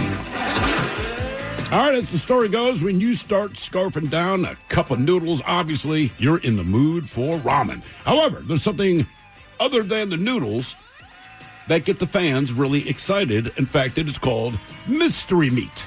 Mystery meat is what cup noodle maker Nissan calls those little mealy cubes that you'll find floating in the broth of Japan's most popular brand of instant ramen. So strong is the love for the mystery meat that in 2018, after they tweeted a photo of the mystery meat-topped rice bowl, the public immediately responded with cries for the company to actually release such a product. So, to appease the masses, they whipped up a limited quantity batch of mystery meatballs. That is what they were called, mystery meatballs. And guess what? They made 10,000 units available, and they all sold out in 1.6 seconds. Damn. Once they put these things online, people bought them all. Now, clearly, the people were hungry for more mystery meatballs, and now the noodle maker, they're finally ready to fulfill that desire this month. Not only is the mystery meat returning to the Cup Meshi lineup, it'll no longer just be an online exclusive item. It will instead be sold in supermarkets all over Japan. So if you're wondering how Japan, a country that prides itself on high quality of its ingredients, can be so enthusiastic about gobbling up something called mystery meat, well, no one knows. All right? So the question is, what is the meat in mystery meat? Because, again, that is the brand name they're putting on this. Is it pork, beef, chicken, or duck? What is the meat of the mystery meat? Pork, beef, chicken, or duck? And it's sold all over, not just in certain countries. I believe just in Japan. I'm not sure if they're releasing it here, but in Japan it's huge. And I mean, it's called mystery meat. I'm going pork. You know, pork? Yeah, that's where I was leaning to there, Miles. But you know what? I'm going to go rogue and go duck on this one. Duck. Yeah, and duck, to me, looks different than you think it's going to taste. Yes. So I'm with Mike. I say duck, man. Duck. Duck, man. Duck. What is the mystery meat? Is it pork, beef, chicken, or duck? We'll find out next. That was a tease. You are listening to The Men's Room. I need a job with a steady paycheck. I need a job that offers health care on day one for me and my kids. I want a job where I can get certified in technical roles, like robotics or software engineering. In communities across the country, hourly Amazon employees earn an average of over $23 an hour, with opportunities to grow their skills and their paycheck by enrolling in free skills training programs and apprenticeships. Learn more at aboutamazon.com. This podcast is brought to you by Kleenex Lotion Tissues.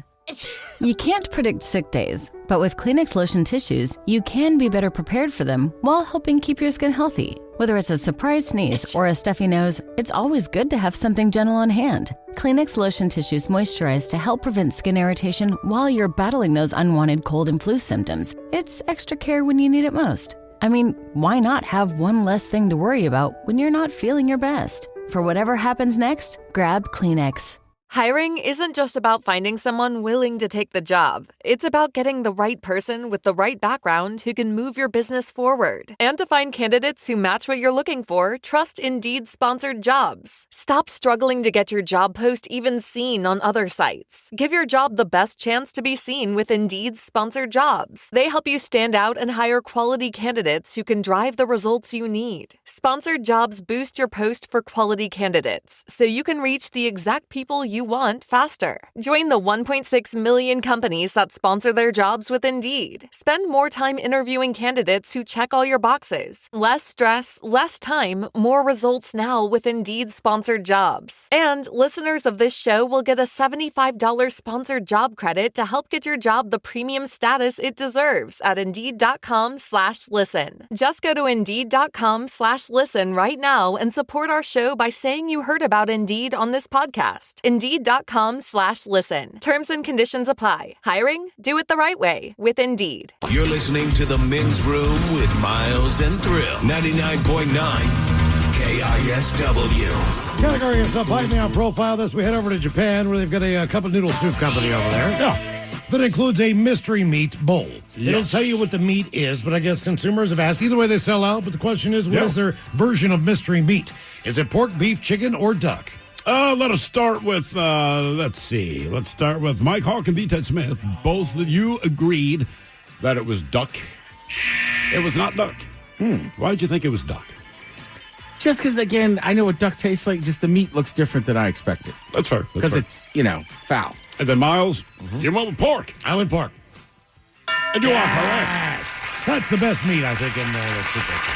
Yeah. If you get pho or whatever, pork's pretty good. Gives it a different flavor. I prefer pork over beef. That's for sure. Chicken is just bland. Chicken just tastes like whatever you put it in. To the phone.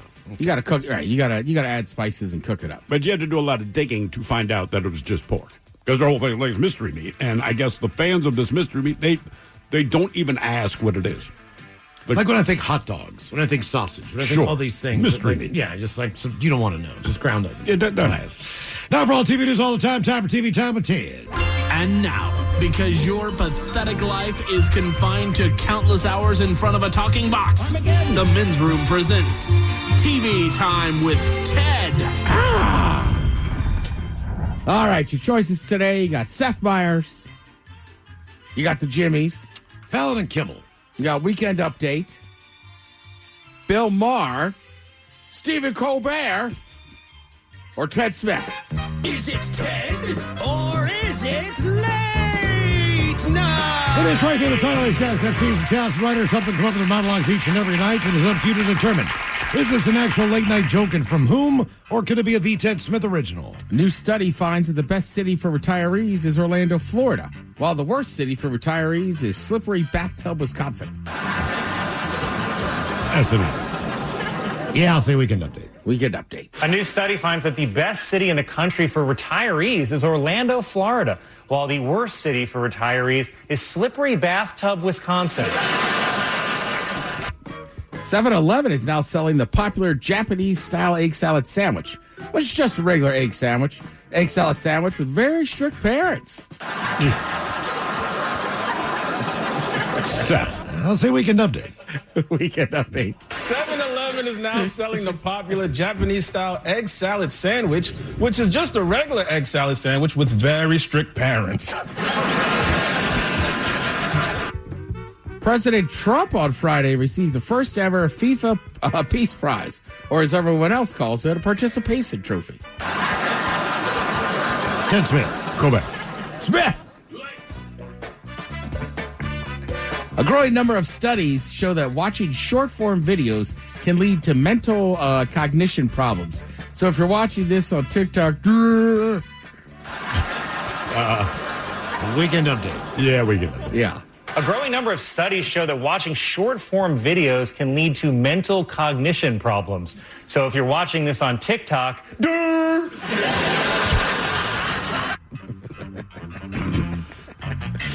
Columbia Sportswear has introduced a new line of Star Wars-based rain ponchos like the ones worn by the Rebels in The Return of the Jedi, guaranteed to keep you and all women dry as hell. I've got some Michael Chase. That's Columbia Sportswear has introduced a new line of Star Wars-based rain ponchos like the ones worn by the Rebels in Return of the Jedi, guaranteed to keep you and all women dry as hell.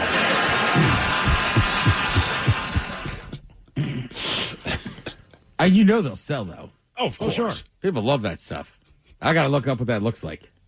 Just like a green poncho. Would you recognize it if you saw somebody down the street? Like, oh, cool, he looks like a Jedi. I'm not sure that I would immediately equate it to Star Wars. You know? I'd have to say that. It just looks like a cheap green poncho. Oh, sweet Jedi jacket, jackass. Hey, they weren't all Jedi, man. They were rebels. The rebels. Oh, I understand. Here's what it looks like. It's kind of camo-ish. Yeah, I mean, I wouldn't think Star Wars to be like, you're broke. All right, whatever. Yep. Let's see. We all know Jane Seymour, correct? Yeah. Oh, yes. She was a Bond babe. Mm-hmm. What do they call them? Bond women? She was definitely the Is it just Bond ladies? What are they? Of James Bond in one movie back in the day. Anyhow, Jane Seymour has been attractive for years. Yeah, right? She's been a teller at many a spank bank. But I think for a lot of us, we know her as Dr. Quinn, medicine woman. Of course. She's 74, but even she says, she's like, I got to remind myself how old I am because inside I still feel like I'm maybe 40 or 50, maybe 40. And basically, she just shared, like, what's her secrets, right? Because I think a lot of people still look at her and go, and you've seen her on those commercials with the open heart. Yeah, that's right. That's her, sure. She said, nonstop working and challenge yourself. Said, I work 12, 14-hour days on set, keep up with everyone. I don't need cue cards. I learn pages after pages, and I have a lot of energy. I keep working. I keep pushing myself to be better because I love what I do, and it keeps me young. What is she acting in now? I'm not sure. I got to Google that. She's also English.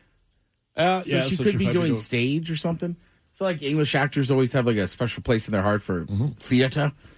Whereas a lot of American actors are just kind of movie stars, which isn't nothing bad against them. Right. I get it, but it's awesome. Yeah, and I think, you know, for her, for anybody that, you know what I mean? I think when people age, that is a big thing. Try to stay active. I mean, look, you might only also you have the time to do it. Right, you might be in your early 50s or 60s and already have retired. Like, it's just hard. You know what I mean? People get used to routines. Yeah, and then when you don't have that work routine or whatever, you're kind of like, what the hell do I do? Yeah, people get bored a lot. Yeah. Pick up new hobbies. If you go to the gym, man, you'll see the guys and the girls that are younger that are in there all the time. Yeah. And then all of the retired people who go in there and do their workout, I mean, religiously, almost every day. Yeah. So, I mean, good on it. Yeah. I told you, I met a guy recently that basically turned his garage into a butcher shop. Retired? He retired, right? Early 60s. He, you know, did well, but he's just like, I really gotta like do it. something. Right. And he kind of just got hyper focused and was like, I'm going to these butchers all the time. Like, maybe I'll just learn how to make stuff. Yeah. Buy a half cow.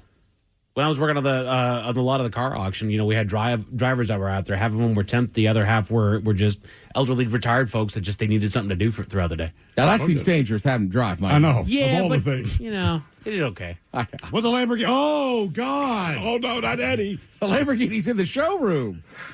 Oh, it's funny. He said he could drive a stick. My sister-in-law, she's retired, right? So talking to my brother, I'm like, oh, what's she up? She's still playing bass. He's like, not bass anymore. Now she's playing keyboard. All right. But she's still drawing, she still paints, and still writing children's books. This is what That's she awesome. does to occupy her time. It's crazy. Yeah. I mean, I have friends, right? Especially if you know somebody that was in the military or, Oh, yeah. you know, you start other stuff when you're 18. Like, you know, they could be my age, mid-40s, and they're already retired, and they're like, I got to find something else to do. You know, I got to get away. Yeah. She's driving me nuts. I have one buddy that it was the opposite. I think his wife finally said, "You need to get a job." Either way, you're driving me insane. No, seriously, it's one of the two. The guy, Jade Seymour, sharing some secrets on how to stay younger. She says, spending time with family and having active friends. I have grandchildren of my own, some of which are in their early 40s. And then she said, look, just hang out with other people. Doesn't matter if you're the old one or the young one. Yeah. And she's right. Stay active, do stuff. Yeah, kids will keep you young.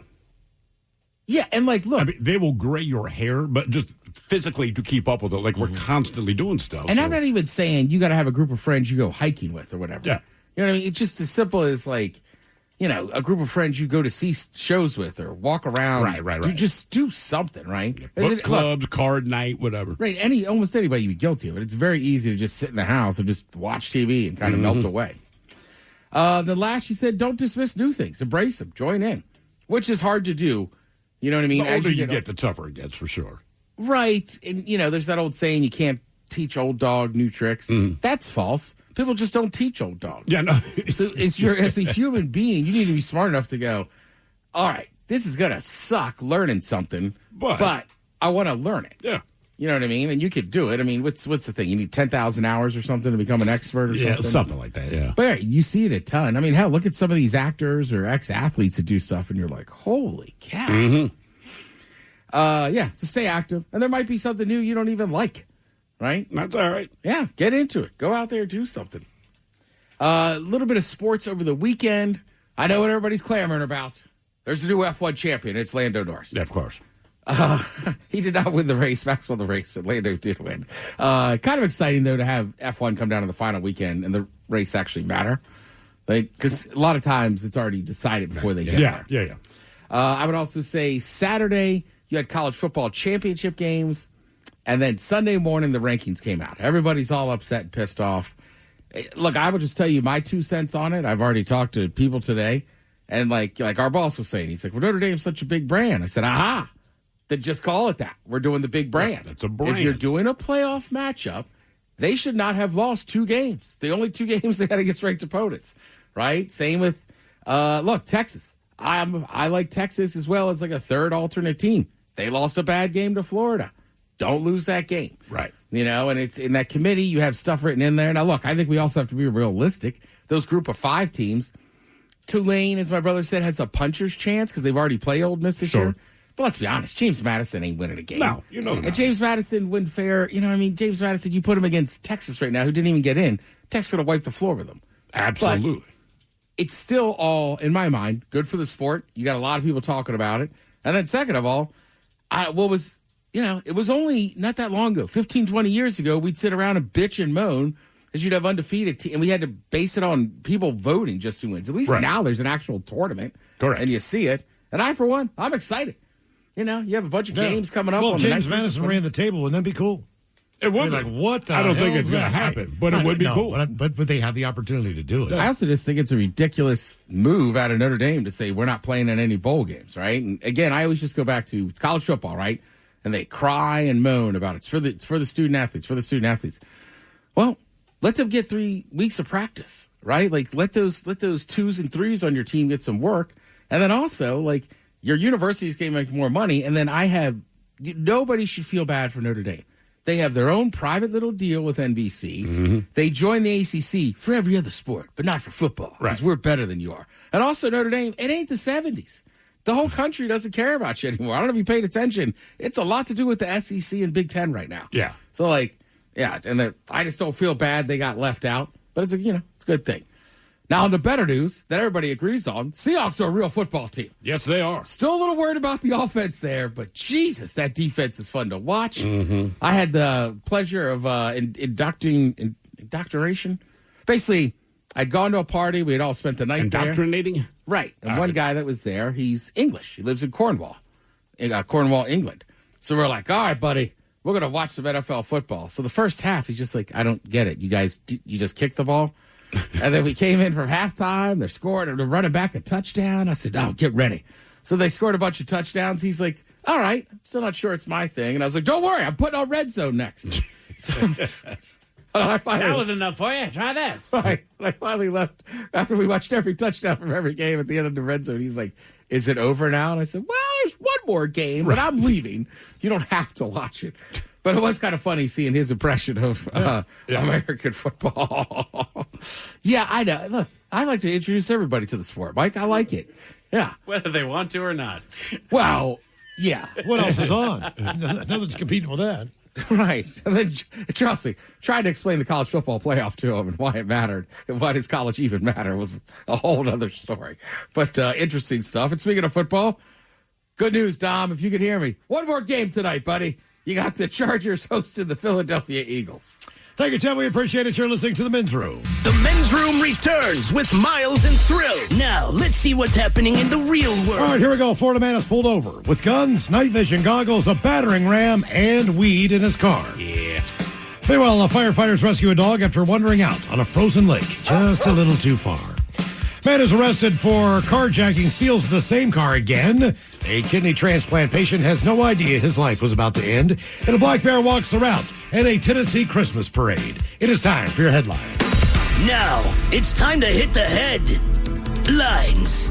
Here's my car. All right, our top story. We go to Connecticut where the thieves are relentless. A report came in of a carjacking in which a man followed a woman home and approached her after she had parked her car. After she got out of the vehicle, he pushed her, took her key fob, and then stole the vehicle. Side note, bad form, but effective. The car was later recovered by officials, but our man had one key piece to the puzzle. He still had the fob, which was what he used to steal the car a second time. Eventually, the car was tracked down once again at a local gas station, and our boy was arrested without incident. He was found in possession of fentanyl and crack cocaine at the time of his arrest, which explains a lot. He will have to answer for, as well as the 2 theft charges. So he steals it one time. He ends up away from it when they find it, so they recover. But he's like, I know exactly where that thing's going to be. Dude, come on, man. And it was an old Honda Civic. Like, no disrespect to it. It's a good, long-standing car. Right, but if you're going to run the risk of going to jail, steal a Lamborghini. You already got arrested for carjacking. Right. They just let you out and you go back and you steal the same car. Like if you stolen a different car, they might not know it's you again. Right. But you stole the same one. Right. Well, You had remember, the fob. Fentanyl and crack Yeah. does not improve your decision making. No, man, it's perfect. I've already got the fob. I can just take it. Got to do nothing. It's kind of funny. He's like, oh, screw it. I'll just take the same one. Yeah. They'll never guess. In other news, we covered this earlier today. Wild story out of Ohio. A man found himself in the hospital in need of a kidney transplant. The procedure went off without a hitch. They received the kidney from a man that suddenly passed in Idaho, and he was well on his way to a new lease on life. Unfortunately, something wasn't quite right, and he found himself in the hospital once again, this time exhibiting symptoms consistent with rabies. Given that he didn't have any encounters with animals in recent memory, they did a little digging and found the culprit to be his organ donor. The man had been found dead of a presumed cardiac arrest about 5 weeks after he was scratched by a skunk. They tested a serum sample of the donor, which didn't turn up the rabies antibodies. However, an archived biopsy of the kidney was positive for the virus. Sadly, our patient did succumb to the virus, but he also likely saved the lives of others, as the donor had also had his heart, lungs, and corneas removed to be donated, 2 of which were donated to a school for science, and then the corneas actually had found homes that they were then able to get in there and like, okay, we need You do not want these eyeballs. They have rabies. Yeah. What I mean, I saw that and I'm like, this is insane, right? So they say the average wait is 3 to 5 years. Right. You know, for kidney donating, you have the blood types, all the stuff. It's the longest waiting list because that seems to be the organ most often. So you finally, hey, good news. We have the kidney you've been waiting on. You're like, cool. The surgery itself is a success. Something you wake up, totally, hey, man, it went without a hitch. Great. And then you die of rabies. Right. I mean, just like, what the F, It's like, and I don't even have a cool story of like fighting off something. No. Defending my family. I got a kidney transplant and now I have doggone rabies. I got a rabid kidney. Yeah. That's on no one's bingo card. And the fact that it didn't show up, like they had a biopsy that came up positive for the, like. I was wondering about that too. I want to see how this all shakes out to where that got missed. I'm going to get rabies. I'm going to get bit by like an animal. That's what we're saying. I mean, you want to earn them. Exactly. I want to get bit by a bat. It's like a virgin who has an STD. Like, I haven't even done the thing. Right. I got it from this. like a toilet. It's like, well, at least I got bit by that fox. Right. And like I get it, like they're not going to test every organ that they've got in there for rabies, just in case. I wouldn't think to check for rabies, to be fair. But It's like none of this came up. He just died of a sudden cardiac arrest. Then again, it was like 5 weeks after he got scratched. Yeah, which is just a scratch from a skunk. God, that is insane to me. Yeah. So you got a rabid kidney. Great. Now that's what we need. People afraid to get the transplant that's going to save their lives. Did you check it for rabies? Right. I saw a story one time. Right. And what was it like? There's like 50 cases globally of people that have survived the rabies virus. It's right. By the time they find it, you're screwed. Right. It's pretty fatalistic. Yeah. To Tennessee, where parades get interesting. We covered this one as well. Gatlinburg was holding its 50th annual Fantasy of Lights Christmas parade with all the townsfolk lining the streets to enjoy a little holiday cheer. But along with marching bands, floats, and candy canes, spectators were also treated to the sight of a black bear that eventually came wandering down the parade route. It's not clear just how long it walked along the route, but it eventually was spotted somewhere down the line enjoying some trash following the parade. Yeah. Nobody was injured. In fact, a social media page joked that he should have been made the grand marshal of the event. If that's what the bear had wanted, that's what would have happened. I'm just amazed that many people stuck around there. Maybe it's a show of force. Maybe everybody's just kind of frozen in place. If a bear is walking that close in proximity, I'm moving. Yeah, but I mean, no one you really can see some people as he gets closer, but when he's just walking down the street, again, I think everybody's just kind of like, what? Like, if you just get up and panic, it seems like it would scare it. Right. You don't want to spook the animal. Nobody did that. Like the people that move, they move slower than you would if you thought a car was coming down the street. Yeah. They just kind of backed up maybe 2 or 3 steps, and I'm like, man, I'd have continued walking backwards until I was home. You got to know that front row, the people that fought to get there in that got front there spot. early. Yeah. All of a sudden they're getting the full experience right there. Yeah, good job. Doggone it. We go to Baltimore County, where one fire employee had to be that coworker. He's currently being investigated for inappropriate behavior at work after he allegedly made videos of himself masturbating in public areas at multiple firehouses in the county. After this was brought to light, departments initiated hazmat cleaning of all career stations and fire department offices in the public safety building, as well as working to replace all station ice machines in response to the allegations. Jeez, man. Don't screw it up at work. Come on. The ice machine. Right. We're all sitting here. Look, it's a long time. We get it. It's a long shift. Do you really have to? Okay. Crime eminently. You can't just hold on. All right. That's so gross. I know. It is. And he did it everywhere. He did. Everywhere. The point that they have to bring a doggone hazmat team in. But just in case that started with a bad taste in your mouth. Thankfully, there's good news. We go to New Hampshire, where another rescue has happened.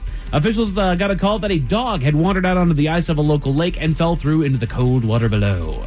They quickly dispatched a crew that arrived on the scene ready to help. Multiple photos were taken of the crew making their way onto the ice with one in protective gear, jumping into the water to lift the dog to safety. They were able to get the pooch back to dry land, where he's recovering well. He'll be just fine. All right. Why the hell was that dog out there on the ice? I don't know. What are we doing, kids? What are we doing? Or are you going to follow your dog out there? Right. No. I'm going to try to call him back. Like, I'm not walking out there with him. Chasing a duck. It's not happening, man. It's not doggone happening. Men's Room Sports, as Ted said, Monday Night Football's underway over on ABC and ESPN, and we've got hockey on NHL Network, as well as the Kraken hosting the Minnesota Wild here at home tonight. Puck drops at 7 over on Kong. As far as your weather, it's going to be raining in the high 40s until we meet again. Oh. So for your headlines with that, Mike Hawkins out. Hey, do us a favor. Go to KISW.com. $25 puts a brand new coat for a kid here in Washington State who needs one. Yes, indeed. Jolene's coming up next. Yes, she is. Meantime, we're getting all about this bitch. So, until tomorrow, please do what you do best. And for Aletha's sake, stay beautiful.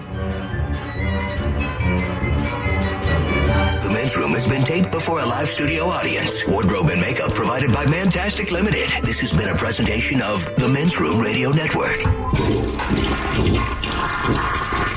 Oh, man! A Double Flush production. I need a job with a steady paycheck. I need a job that offers health care on day one for me and my kids. I want a job where I can get certified in technical roles, like robotics or software engineering. In communities across the country, hourly Amazon employees earn an average of over $23 an hour, with opportunities to grow their skills and their paycheck by enrolling in free skills training programs and apprenticeships. Learn more at aboutamazon.com.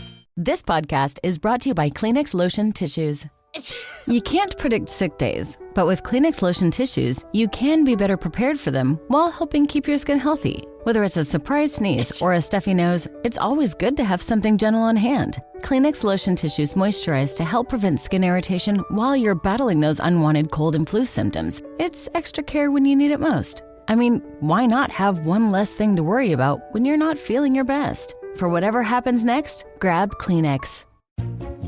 Homes.com is the only place where you can find specialized neighborhood guides with the in-depth insider info home shoppers want. Very in-depth info. Want to know if there's homes for sale in the area? We've got it. How long has a home been on the market? We'll know it. Average lot size? Uh-huh. Proximity to local parks? Of course. Insight into your neighbor's divorce? We're working on it. Homes.com. We've done your homework. So you want to start a business. You might think you need a team of people and fancy tech skills, but you don't. You just need GoDaddy Aero. I'm Walton Goggins, and as an actor, I'm an expert in looking like I know what I'm doing, even when I don't. And I like the sound of starting my own business, Walton Goggins Goggle Glasses. But I'm an actor. I don't know what I'm doing. I needed help. GoDaddy Aero uses AI to create everything you need to grow a business. It'll make you a unique logo. It'll create a custom website. It'll write social posts for you and even set you up with a social media calendar. I didn't even realize I needed a social media calendar. GoDaddy Aero will take your idea that sounds good and make a business that looks like you know what you're doing. GoDaddy Aero can get your business up and running in minutes. You know what that sounds like? It sounds like a plan. Get started at GoDaddy.com/Aero. That's GoDaddy.com/AIRO. You know how in football, timing is everything? You miss your window by a second, and the play's already gone. The holidays are the same way. Everything happens fast, and if you're not ready, you're scrambling at the last minute. That's why Amazon Prime is the real MVP this season. With Prime's fast, free shipping, you can make those last-minute calls look effortless. Forgot your Secret Santa gift? Need something for that office party? Prime's got your back, helping you go from uh-oh to all set faster than a 2-minute drill. Absolutely, Mark, because Prime isn't just about getting things fast. It's about making sure you never miss your shot. It turns that last-minute scramble into a smooth holiday win. So this season, remember, Prime's fast delivery has your back during the holidays, especially when it's down to the wire and can't wait another minute. Last-minute gifts delivered. It's on Prime. Visit Amazon.com/Prime to shop now.